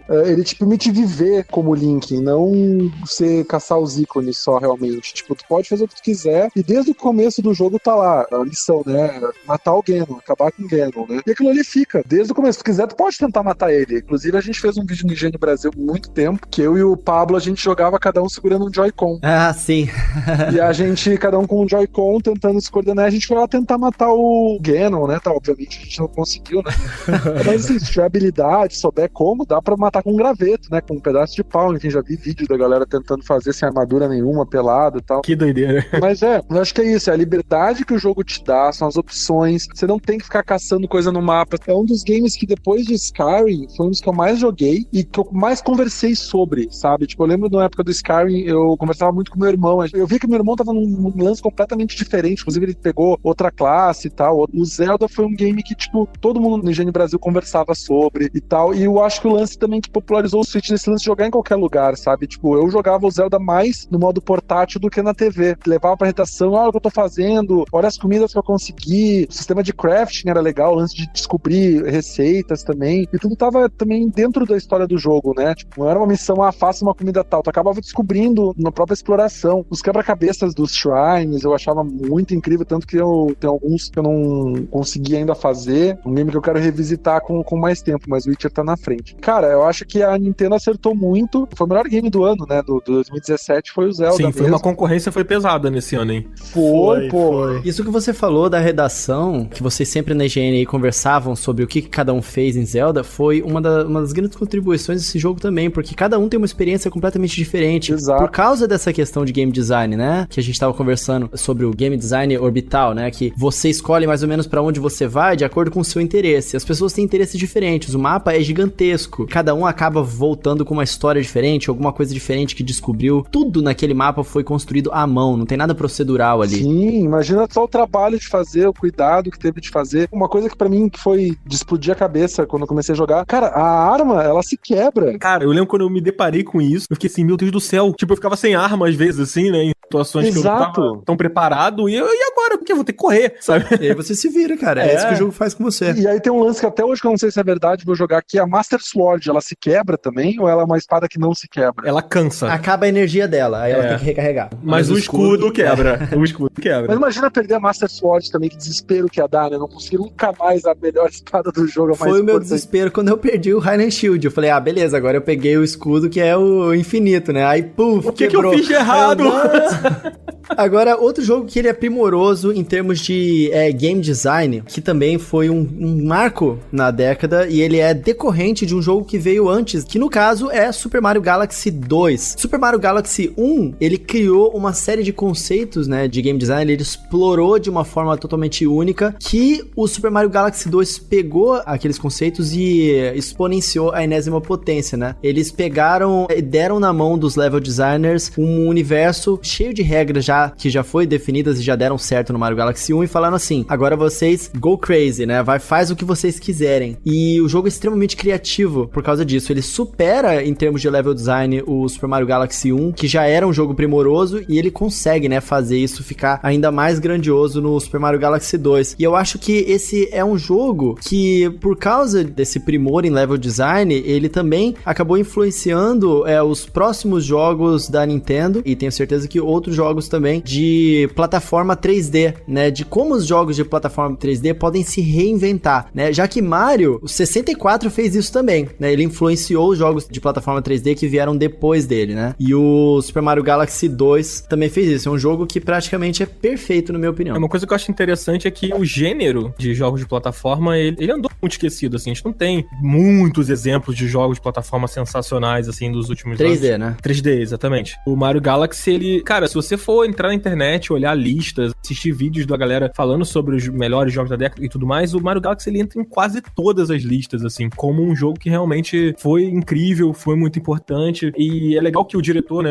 acho que é o Hayashida, ele também dirigiu o 3D World, e acho que ele também dirigiu o 3D Land do 3DS. Ele teve uma liberdade criativa muito maior nesse segundo jogo, como o Coelho falou, e evoluiu conceitos e tudo mais. Eu acho legal que, tipo, por exemplo, o Mario Odyssey, que é um jogaço e que concorreu com o Zelda no The Game Awards, são jogos que ainda conseguem surpreender. E o Mario Galaxy, ele faz isso. Eu lembro quando eu peguei o Mario Galaxy 2 na época do lançamento, eu fiquei muito impressionado com o quanto ele conseguia me impressionar, assim. E eu já tinha jogado o primeiro, não era uma coisa, nossa, completamente novo, mas ele mesmo assim conseguia fazer isso muito bem, assim como o Odyssey fez depois no Nintendo Switch. Eu sou fãzaço de Mario Galaxy, o primeiro, nossa, joguei tanto, acho que eu terminei muitas vezes esse jogo. O 2 eu terminei, acho que no mínimo umas 3 vezes. O Coelho falou, cara, é pegar o primeiro e fazer uma doideira de fases, cara. É umas coisas muito loucas, meu. Aí tu pega o Yoshi, deixa tudo mais louco ainda, tem que pegar as plantinhas e tu usando o Wii Remote pra apontar na tela a língua dele, pegando fruta. Sim. Cadê os remakes pra Switch desses dois jogos, cara? Cara, nem me fala. Lançam, mano. Era isso que eu queria. Lança 60 frames, porque, cara, era incrível. O lance da gravidade, pra mim, os puzzles, as fases que são os próprios puzzles, né, câmera, era muito legal. A temática espacial eu me atraio muito, assim, então, tipo, é muito fantasioso. Eu gosto muito do Super Mario Odyssey, pra mim foi um jogaço de 2017 também, junto com o Breath of the Wild, mas eu acho que a série Galaxy tem um espaço um pouquinho maior no meu coração, assim, justamente por conta de ter esses quebra-cabeças de plataforma, que eu acho que é nisso que a série Super Mario acerta, sabe? É nesses puzzles que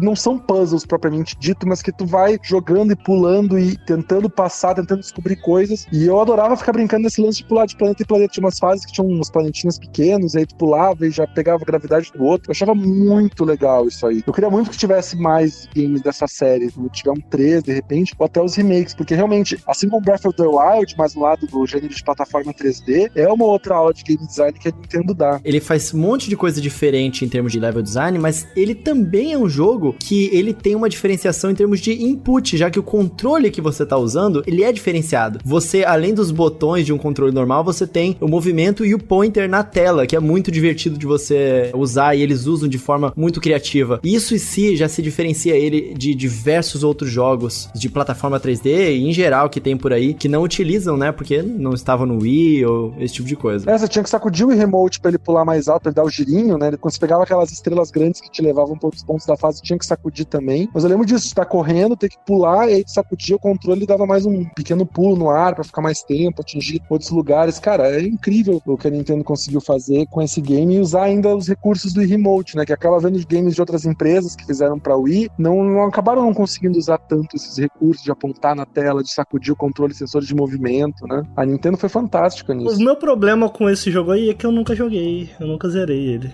Isso é um problemão. Eu só zerei um Mario na minha vida, gente. Eu vou decepcionar vocês aqui, e foi Mario Galaxy 1. Eu nunca joguei o 2.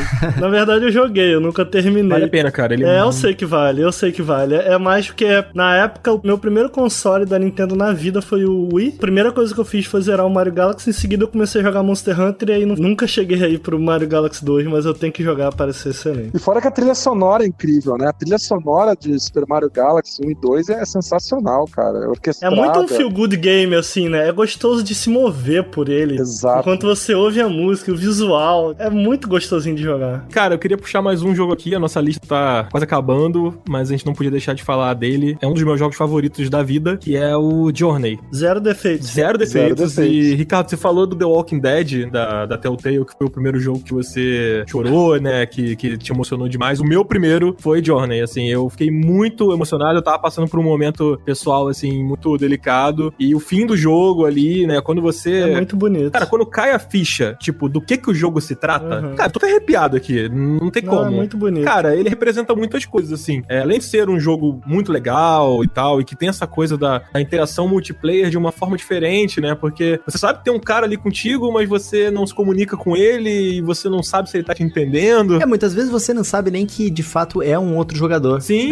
você acha você que é um questiona, NPC né? ali. Eu lembro que na época que eu joguei, ele já tinha saído há um tempo, eu fui conhecer bem depois e tal, e já tinham me falado isso. Ah, tem jogadores que jogam ali com você. E eu fiquei meio na dúvida, pô, será que é mesmo um jogador e tal? Ele tá interagindo aqui comigo? Enfim, bate essa dúvida. Mas, cara, toda a construção, toda a jogabilidade, é um jogo, como o Ricardo falou agora aí, do Mario Galaxy, que é um jogo gostoso, né, de você jogar. O Journey, ele tem isso. Ele é um jogo agradável de se jogar, você passar ali pelo aquele deserto. Eu acho um jogo incrível. Ele é um dos responsáveis, assim, talvez, pela popularização dos jogos independentes, assim, né? Claro que tem o Super Meat Boy, né, Shovel Knight, que fizeram parte desse boom dos jogos indies e tal, mas eu me lembro bem do Journey como um desses jogos, assim, que apesar de ter sido exclusivo da Sony por um longo período e tal, ele era um jogo independente. Eu acho que o boom já tinha acontecido de jogos independentes, mas tinha muita gente que ainda ficava com muito preconceito com jogos independentes. Eu acho que quando eles pegaram e jogaram Journey, eles ficaram meio, ok, então jogo independente pode ser isso aqui, então, pô, o que mais eu tô perdendo? Eu, pelo menos, conheço muitas pessoas assim. Mas eu tenho uma história, cara, com Journey, que eu vou passar por ela muito rápido aqui.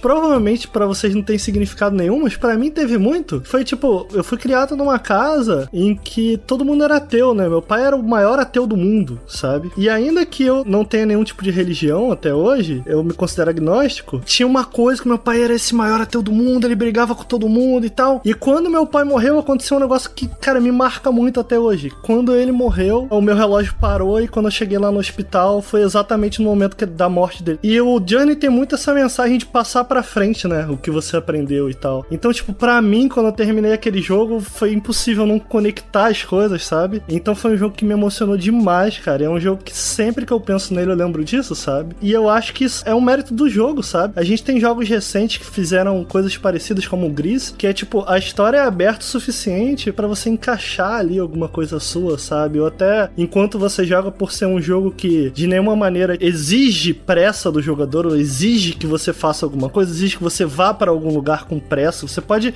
simplesmente andar por aquele deserto ali por um bom tempo, sabe? Então existe tempo suficiente pra enquanto você tá jogando refletir sobre a mensagem do próprio jogo, sabe? Ou ele pode trazer uma mensagem diferente pra pessoas. Exato, eu acho que tem muito valor nisso. Foi um jogo não só importantíssimo pra indústria, como, putz, foi um jogo importantíssimo pra mim, assim. Eu me emocionei muito jogando ele, cara. Que história bonita. É, lindíssima a história. Até fiquei arrepiado aqui quando você contou, cara. Tipo, eu também, cara. O silêncio do relógio aí, tipo, incrível, assim. Mostra que, por mais que a gente não tenha uma religião, existe coisas, assim, alguma força, alguma energia, né, cara, que a gente acaba tocando. Eu acho que Journey, ele consegue tocar justamente nisso, porque cada um interpreta o game de uma forma diferente, como você falou. Ele permite isso. É um dos poucos jogos que me fizeram refletir. É um game muito reflexivo pra mim. Uma das coisas que me causou muita surpresa, eu tava jogando há um tempo já, foi quando apareceu uma outra pessoa jogando. Eu não me liguei que era uma outra pessoa. Não sabia que era uma outra pessoa que tava online jogando. E a gente começou a jogar juntos e tal, e, pô, deve ser alguém, personagem do jogo e tal. Eu vi que o cara começou a errar, falei, pô, mas o jogo tá errando, esse salto. Tipo, não era pra ele ser meio que um tutorial e tal. E, cara, eu gostei tanto de jogar com a pessoa que quando mudou a fase, né, tu chega num ponto ali que vai pro próximo cenário, não tava mais com aquela pessoa. Me deu uma tristeza, velho. Isso é muito legal. Triste, assim, putz, e agora? Tipo, eu tava com um amigo aqui, a gente tava indo juntos e tal, tentando, né, passar pelos negócios lá juntos e de repente, tipo, não tá mais contigo, agora eu tenho que fazer tudo sozinho. Então, tipo, me deu um negócio, assim, de ficar pensando, poxa, que jogo incrível, assim, que me fez pensar, me fez refletir em várias coisas, né? E é isso que tu falou mesmo, de seguir em frente mesmo, né? As coisas, tem coisas que a gente tem que deixar pra trás, que a gente precisa seguir em frente. A vida é assim. Eu acho que o game é assim. E é importante aí, falando agora em termos de indústria mesmo, mesmo, porque justamente ele pegou um game independente e mostrou, os games independentes, eles podem ter qualidade. Não precisa só ver AAA, que tem um puta investimento por trás e tal, cara. Os games independentes, por mais que tenham um orçamento bem reduzido, também tem muita qualidade. Eu acho que aí muitos outros games independentes vieram nesse embalo aí e conseguiram mostrar que sim, os estúdios independentes menores conseguem fazer grandes títulos também. Total, cara, com certeza, e acho que Journey é um grande exemplo. A gente pode citar vários, né, que são um resultado aí, talvez, desse eco, né, que Journey ajudou a criar. A gente teve o Celeste, recentemente, que é um jogo também incrível e que concorreu ao jogo do ano junto com God of War, né? Abzu também, né? Nossa, total. E, tipo, são jogos que passam mensagens e que merecem disputar grandes premiações. O Celeste é um jogo que também tem isso daí, né, de conversar, assim como o Gris, né, de conversar com as pessoas ali de uma forma mais profunda e com uma sensibilidade. Cara, a gente vai pular pro último destaque aqui da lista. Eu ainda tô um pouco abalado aqui com a história do Ricardo, confesso. Eu também. Journey foi um jogo maravilhoso que eu gostei demais e essa história realmente me tocou aqui no meio do podcast. Não, total. Incrível. Quero ouvir até da galera aí que tá escutando, se vocês também têm alguma história aí com o Journey ou com outro desses jogos que a gente tá falando. Ouvir essas histórias é sempre muito legal, né? Saber que os games também podem criar esse tipo de laço, né, com as pessoas. E o último destaque aqui, né, que a gente separou pra falar, ele não é bem um jogo, na verdade. Eu acho que muitas pessoas gostariam que ele fosse. Às vezes, eu fico pensando que talvez tenha sido melhor assim. Acho que ele criou uma história muito por ser o que ele é, que é o Playable Teaser do Silent Hills, né? Cara, foi um grande fenômeno. Até hoje, as pessoas estão jogando, né? Aquelas pessoas que não foram burras e deletaram ele do PS4 e não podem mais baixar, né? Tá aqui até hoje no meu, cara. Cara, o meu, eu troquei o HD do meu PS4, então eu acabei formatando e não pude baixar novamente, então, infelizmente, vai ficar pra sempre na minha memória. E se eu quiser acessar qualquer coisa desse jogo, vai ter que ser através de gameplay no YouTube, né? Ele é um jogo que, cara, ele é um jogo, né? Vamos chamar assim. Ele é um jogo. Ele é uma demo, né? É um jogo. Ele é um jogo. Talvez o Resident Evil 7 não teria surgido se o PT não tivesse sido essa coisa tão bombástica que ele é PT, né? Agora que eu entendi. É PT, Playable Teaser, né? Eu vou falar uma coisa pra vocês, ó. Eu nunca falei isso pra ninguém, eu vou falar aqui, ó. Eu não guardo mágoas, eu, gosto de todas as empresas de games, gosto muito da Konami, mas tem uma coisa, eu não perdoo a Konami por conta de não existir o Silent Hills no nível do PT, cara. Eu não perdoo. Foi muita sacanagem. Eu também acho. Eu joguei ele num PlayStation 4 emprestado, na época eu não tinha o meu. Ele foi muito marcante. Eu joguei numa sala cheia de amigos e aí ninguém queria jogar e eles falaram, não, vai você. Aí me botaram lá no controle. É alucinante, né? As experiências que você tem ali dá muito medo. Porque por que esse jogo virou uma lenda, né? Primeiro, claro que é o fato de que ele nunca se transformou, depois eles retiraram ele e aí só quem já tinha baixado aqui poderia ter essa experiência. Mas também pelo fato de que o Hideo Kojima, um dos game designers mais lendários, né, da indústria dos games, se juntou com o Guilherme Del Toro, que é um dos diretores mais lendários da indústria do cinema quando se trata de histórias com personagens místicos e, enfim, monstros bizarros, né? O cara é genial, né? Eles são geniais, os dois. E eles se juntaram e eles fizeram uma experiência concisa, curta, cheia de ideias diferentes e com coisas bizarras pra te assustar, né? Sim, total. E realmente eles fizeram uma experiência muito amedrontadora, assim, cara. Aquelas coisas daqueles tentáculos saindo da parede. Cara, e tipo assim, ele, apesar de ser uma demo, ele tem tantas camadas que as pessoas ainda estão descobrindo sobre o que esconde aquele teaser, né? Tem um canal no YouTube que eu não vou me lembrar o nome agora, que é um camarada que tá entrando, né, dentro do código-fonte do jogo e descobrindo os negócios e tal. E uma das paradas que ele divulgou recentemente, a menina, né, que tá morta lá, que tá na casa, ela tá atrás do jogador o jogo inteiro. Sim, isso é muito assustador, cara. É mais assustador agora se eu jogar sabendo disso do que antes. Mano. E, cara, isso é muito... Você tá louco. Isso é muito louco, cara. Isso é muito incrível. Isso pode ser replicado em outros jogos no futuro, em um Fatal Frame da vida. Tomara que volte um dia, Fatal Frame, saudade. Porque, cara, isso é muito louco. Você me lembra aquele filme Espíritos? Tinha a menina que ficava sentada no ombro do maluco? Nossa, cara, esse filme é muito louco. Sabe, tipo, você acabou de dar spoiler, mas realmente... Eu dei um spoiler, gente. Desculpa aí, mas, porra, esse filme é antigo pra caramba. Quem não viu também... Mas é impressionante. Mas é curioso, né? Porque criou-se em volta do jogo toda uma lore, né? Toda uma história em volta dele. Parece que a coisa dele ter sido cancelado fez do jogo ainda mais importante importante, né? Porque tem toda uma história por trás. Isso aconteceu recentemente com Devotion, né? Inclusive tem um vídeo do Jogabilidade muito bom que eu recomendo aí pra vocês assistirem sobre esse jogo. Mas o PT, ele me lembra um pouco isso, né? Ele tem uma história que acontece fora do jogo e que eu nunca zerei PT porque eu sou cagão, mas eu acompanhava, né? E parece que teve um pouco disso até mesmo no lançamento, né? De rolar essa história fora do jogo, que era a galera se ajudando, tipo, descobrindo os easter eggs, como o Dan falou e tal. Isso é muito interessante, Eu achei que você ia começar a falar coisas assombradas acontecendo fora do jogo enquanto você joga. Podia ser também. Isso seria interessante. Cara, eu terminei o PT, acompanhado, claro. Eu não tenho coragem. Segurando minha mão, luz acesa, tocando música da E Xuxa, essa é a graça sabe? da parada, Dan, porque eu tenho o jogo baixado aqui até hoje, mas eu nunca abri. Porque o seu PlayStation 4 tá amaldiçoado agora, cara. E, cara, eu me lembro que pra você terminar, pra você fazer o final lá, que você sai da casa, tinha um trecho do jogo que você tinha que ouvir uma ligação, o telefone tocava tantas vezes, e aí você tinha que atender a ligação, né? E você tinha que estar usando o headset.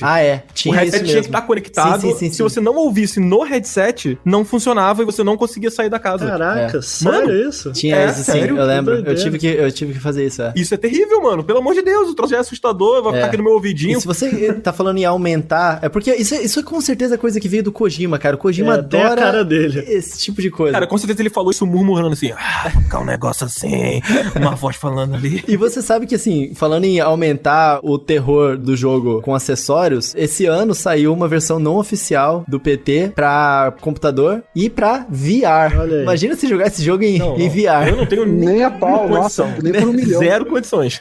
E assim a gente fecha a nossa listinha aqui dos jogos que mais marcaram nessa década. Sim, com certeza. Cara, a gente falou aqui de vários jogos, e a gente passou por gêneros, né, que marcaram a década, como o Souls-like, né, o Battle Royale, tiveram os jogos de exploração espacial, o Ricardo até citou o No Man's Sky, né, que são gêneros, né, subgêneros que mudaram um pouco aí a década e que vai continuar influenciando. A gente pode ver nos próximos 10 anos muitos jogos sugando dessa herança que esses títulos deixaram nesses últimos 10 anos, que eu acho que foram muito importantes pra indústria dos games. Foram muito ricos. Muito ricos, muitas coisas incríveis, assim. E eu queria fazer aqui, não um minigame, mas queria levantar uma bola aqui pra gente fechar esse papo. Qual jogo aí é o melhor, assim, o mais importante, o maior, que mais marcou a gente, assim? Será que a gente consegue chegar num consenso aqui ou a gente vai se degladiar por horas? Porque tem 2 pontos. Eu admito que eu vou ser sempre o cara... Cara, eu tô cagando que foi melhor pra indústria. Eu sou o cara do que importa pra mim. Eu gosto de... Então tem esses 2 pontos. Se for pra indústria, eu não sei. Mas pra mim, o melhor da década, eu colocaria Dark Souls.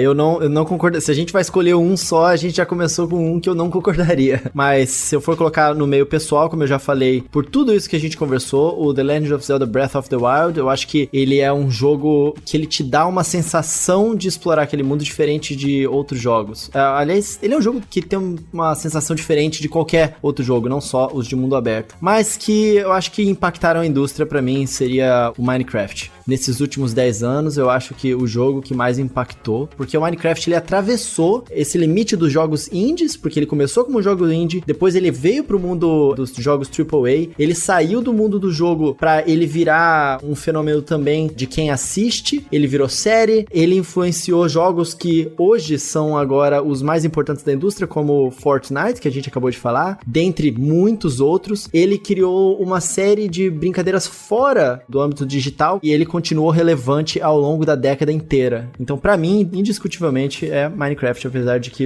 Aliás, indiscutivelmente não, porque a gente tá aqui discutindo justamente pra isso. Cara, eu acho que é The Witcher, pra mim, o jogo da década, The Witcher 3, por conta de tudo que a gente falou. E acho que 2 games que a gente não falou, mas eles não chegam a inovar tanto, que nem os outros que a gente citou aqui. Mas acho que o storytelling deles, o jeito de contar histórias, é The Last of Us, Certeza. que a gente não falou. Acho que é um game importante por conta da história e da parte cinematográfica também, de como é contada a história. Uma coisa que a gente não tinha visto dessa forma até The Last of Us chegar. Uncharted até tentou tal, mas acho que The Last of Us ele deu um passo além. E BioShock Infinite. Nossa, e aquele twist no final ali. Não vou dar spoiler, mas é o twist, todo o lance da cidade nas nuvens, é o lance de como tudo que acontece, tudo isso também é pela parte de como isso é contado em um game de tiro em primeira pessoa. Acho que isso é muito legal. Então são 2 games que eu queria deixar de menção honrosa, mas pra mim, por tudo que a gente falou, pela quantidade de conteúdo, qualidade, jeito de contar histórias, profundidade, The Witcher 3 pra mim é o game da década. Então parece que a gente realmente não vai entrar num consenso, mas o que você acha aí, Dan? Cara, eu concordo,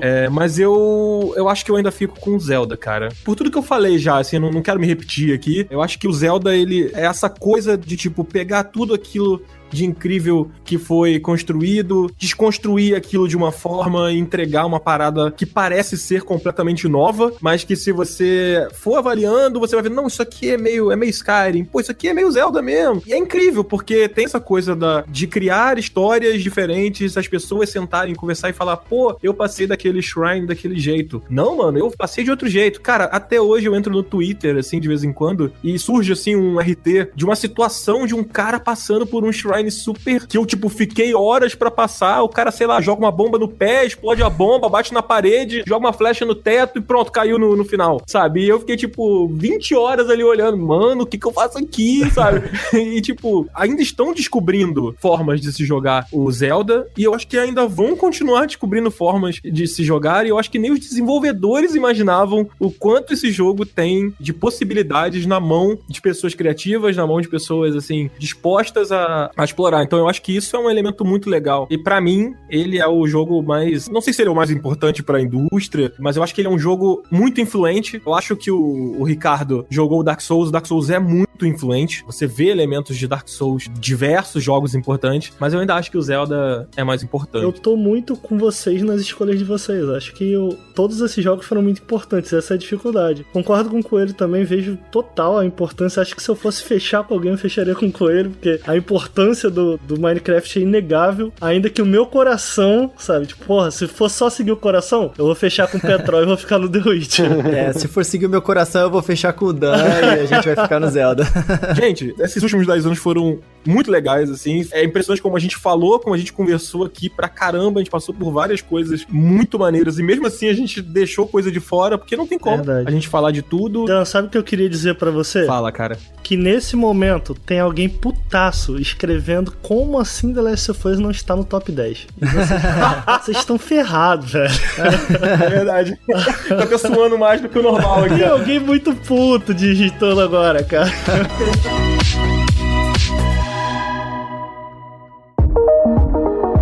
Gente, eu queria agradecer muito, muito mesmo a presença de vocês. Fala aí pra gente onde a gente encontra vocês, o trabalho de vocês, o que vocês estão fazendo aí na internet, aí no mundo dos joguinhos. Fala um pouquinho aí. Bom, eu faço parte do Nautilus. O Nautilus é um canal que a gente tenta falar de videogames de uma forma mais inclusiva, talvez. Tipo, a gente fala de AAA, a gente fala de jogo independente, a gente fala de jogo, às vezes, do itch.io, muito pequenos e tal. Então a gente fala um pouco de tudo lá, a gente tem análise, a gente tem o Janela Indie, que é um quadro em que a gente indica jogos pra vocês, independentes, pra vocês ficarem de olho, jogos que vão sair, talvez a palavra não seja indica, mas apresenta. E a gente tem alguns especiais também, que a gente faz alguns vídeo ensaios um pouco mais longos, um pouco mais pesquisados e detalhados sobre esses jogos. Eu acho que é isso. A gente tem um podcast também, eu vou convidar vocês pra ouvirem, que é o Nautilus Link, tá em todas as plataformas aí de podcast. Então fica o meu convite aqui pra vocês acessarem e conhecerem o Nautilus no YouTube, que é no youtube.com/NautilusLink. Vou fazer o convite final aqui também pra vocês assistirem a gente, caso queiram, é claro, na Twitch. Pô, Ricardo, faz um convite também pro Final Level participar desse podcast de vocês aí, cara. O podcast de vocês é incrível e seria uma honra aí pra gente. Vamos fazer acontecer sim, com certeza, vamos fazer acontecer, cara. E aí, Petrão, onde é que o pessoal pode te encontrar online? Eu acho que todo mundo já sabe onde também. Onde será que a gente pode encontrar o Petrão? Bom, o IGN Brasil tá completando 5 anos agora em fevereiro, finalzinho de fevereiro a gente completa 5 anos, é uma marca bem importante para um portal de games no Brasil, né? A gente tá bem feliz com atingir essa marca. br.ign.com para ficar informado de games, tem review, tem preview, tem muito vídeo, tem um Daily Fix todo dia que a Carol Costa apresenta. A gente tem canal no YouTube também com muito conteúdo, vídeos diários, semanais, vários tipos de formatos que a gente faz, é IGN Brasil também no YouTube. Temos Instagram, que é IGN Brasil, Facebook IGN Brasil, a gente tem 2 contas bem grandes no Instagram e no Facebook. Twitter também IGN Brasil. Cara, e o meu, Gustavo Petró, no Twitter também, se quiser alguém conversar comigo, só mandar mensagem, trocar ideia também, eu sempre tento conversar. Mas é isso, estamos aí completando 5 anos com muitas novidades, muitas coisas legais estão chegando, e é uma das coisas que eu acho que o IGN Brasil se destaca, que quem trabalha lá gosta muito de games, gosta muito do que faz. Então, assim, por mais que a gente vá errar uma hora ou outra, a gente tenta fazer um trabalho muito dedicado, com muita qualidade, a gente tenta buscando fazer o melhor possível. Então, acho que esse é um diferencial da gente aí nesses últimos 5 anos, e espero que todo mundo precisando de informação, alguma coisa, br.gn.com e nos outros canais também. Isso aí, gente. Muito obrigado pela participação de vocês. Eu que agradeço. Fechando aqui o nosso cast, a gente gosta sempre de recomendar rapidamente um jogo que a gente esteja jogando agora para nossa audiência. Vou começar puxando essa que hoje de tarde, antes inclusive de vir gravar o Final Level Cast, eu estava jogando Katana Zero, que pra mim foi um dos jogos Muito indies mais maneiros de 2019. Um jogo interessante visualmente e está sempre em promoção aí nas diversas plataformas, então procurem aí, Katana Zero. Essa é a minha recomendação. Você tem alguma recomendação aí, Petro? Eu, há 3 anos, pouco mais agora, não consigo parar de jogar esse jogo. Eu jogo em todos os lugares, jogo muito no Xbox, que é o meu console que eu mais jogo. Tenho a versão de PlayStation, comprei de PC, mas é o que eu menos jogo. E tenho pro Switch também, que eu jogo bastante, que é Overwatch, cara. Eu não consigo parar de jogar Overwatch. Acompanho Overwatch League. E, cara, não consigo parar de jogar, então eu recomendo esse jogo. Joguem, vocês não vão se arrepender, que é muito bom. Qual o seu main? Cara, depende. De defesa eu tô jogando com a Oriza, de cura eu tô jogando com a Moira, e de ataque eu tenho jogado bastante com o Junkrat e com o Soldado, mas eu gosto muito de jogar com o Reaper, cara. Pô, muito legal. Vamos jogar junto, hein? Vamos marcar aí pra gente jogar. Só marcar. Cara, eu tenho jogado muito, é o que tem tomado muito meu tempo, é o Tetris 99. Eu não consigo, gente, eu não consigo, é sério, eu me sinto preocupado, já que eu não consigo parar de jogar esse jogo de jeito nenhum. Eu fico vendo a galera ficando em primeiro e tal, eu só fiquei em primeiro uma vez nesse jogo maldito. Pelo menos você conseguiu uma vez, o máximo que eu consegui foi quinto lugar. Cara, eu já fiquei uma vez, foi bem no início, quando o jogo saiu, eu fiquei em primeiro, e agora eu não consigo mais, então eu tô, assim, dedicado a conseguir ficar em primeiro, e eu recomendo muito o Tetris 99, ele é um Battle Royale, por que não? Tipo, são 99 jogadores simultâneos ali numa partida, e pessoas vão morrendo, e vai ficando cada vez mais difícil e tal. É um jogo bem legal, bem divertido, e eu também tô jogando um pouquinho do Shovel Knight, o King of Cards, bem legal, pra quem gosta de jogos de plataforma, meio retrô, cara, tem mecânicas muito bacanas e eu recomendo bastante. E você, Ricardo, o que você tá jogando agora? Qual a sua recomendação aí pra galera? Cara, eu tô nos momentos finais, acho que hoje eu termino. Disco Elysium, simplesmente fora de série. É um jogo de RPG isométrico sem combate, basicamente. Eu comentei aqui mais cedo como uma das partes que eu mais gosto de The Witcher é como ele explora a cultura, a regionalidade ali de cada ambiente, como eu acho isso muito interessante. E os personagens também, como eles conversam com esse mundo. E, cara, Disco Elysium é basicamente isso. E eu não quero spoiler, eu acho que quanto menos você souber de Disco Elysium e entrar nele melhor, sinceramente. Eu fui sem saber nada. É basicamente um caldeirão ideológico muito louco que, independente da sua posição política, ela vai ser desafiada de forma muito interessante. Então eu acho que é um jogo, além de bom, é importante, assim, é necessário pra caralho, muito interessante, muito bom. Ele só tem pra PC, né? Só pra PC. Bicho, é fantástico, puta merda. Queria muito que ele saísse, pô, num Switch da vida ou no PS4 mesmo. Ou Xbox, que agora eu tô com ele também. Mas, cara, conheça, vá atrás, porque é fantástico, sinceramente. Bom, então é isso, gente. Esse episódio super especial do Final Level Cast vai chegando ao seu final. Ele foi provavelmente o maior episódio que a gente gravou até o momento. Olha aí. Muitos convidados que jogam muito, conhecem muito sobre a indústria, muita coisa boa pra gente falar sobre cada um dos jogos, porque são jogos da década, então são jogos muito importantes, né? Cara, a nossa pauta aqui era maior até, como eu falei, né? Se a gente transformar isso aqui numa série de podcast, né? Que realmente é muito, muito papo, mas eu acho que foi muito legal. Eu tô muito feliz aí com a participação de vocês, cara. Muito obrigado por aceitarem participar. Eu queria convidar vocês, né? E o público também, pra continuar acompanhando o Final Level, né? O Final Level, ele tá no YouTube, tá em todas as redes sociais. No YouTube são vídeos diários de entretenimento, também com temática de games. Tá lá todo dia no YouTube um vídeo novo. E fica o convite aí pra vocês voltarem aqui no Final Level Cast. Só chamar, cara. Opa, pô, foi muito legal o papo. Agradeço muito o convite, fico muito feliz de terem lembrado do meu nome. E, claro, só chamar que a gente volta. Cara, assunto não vai faltar, né? Claramente. Assim, por esse cast aqui, a gente já viu que... cara, 2020 vai ser muito incrível e vai ter muito assunto aí pra gente falar, né, não, Coelho? Isso aí, com certeza. Muita coisa boa, então fiquem ligados aí no Final Level Cast. Fiquem ligados também lá no canal Coelho no Japão, pra quem quiser me acompanhar, no Twitter, @RodrigoCoelhoC. E muito obrigado a nossos convidados e a nossa audiência por ter ouvido mais esse episódio do Final Level Cast. Cara, fica aí o convite também pra vocês me seguirem lá no Twitter, é Jogadan, e eu também tô sempre falando sobre games, eu também tenho um canal, que é o Jogadan também. Um pouquinho parado, mas acho que quando esse episódio sair, já vai estar todo o gás aí que eu tô dando com tudo. Mas é isso, vamos ficando por aqui. Novamente, obrigado ao público, obrigado a vocês convidados queridos, e até a próxima, até o próximo Final Level Cast. Valeu! Falou!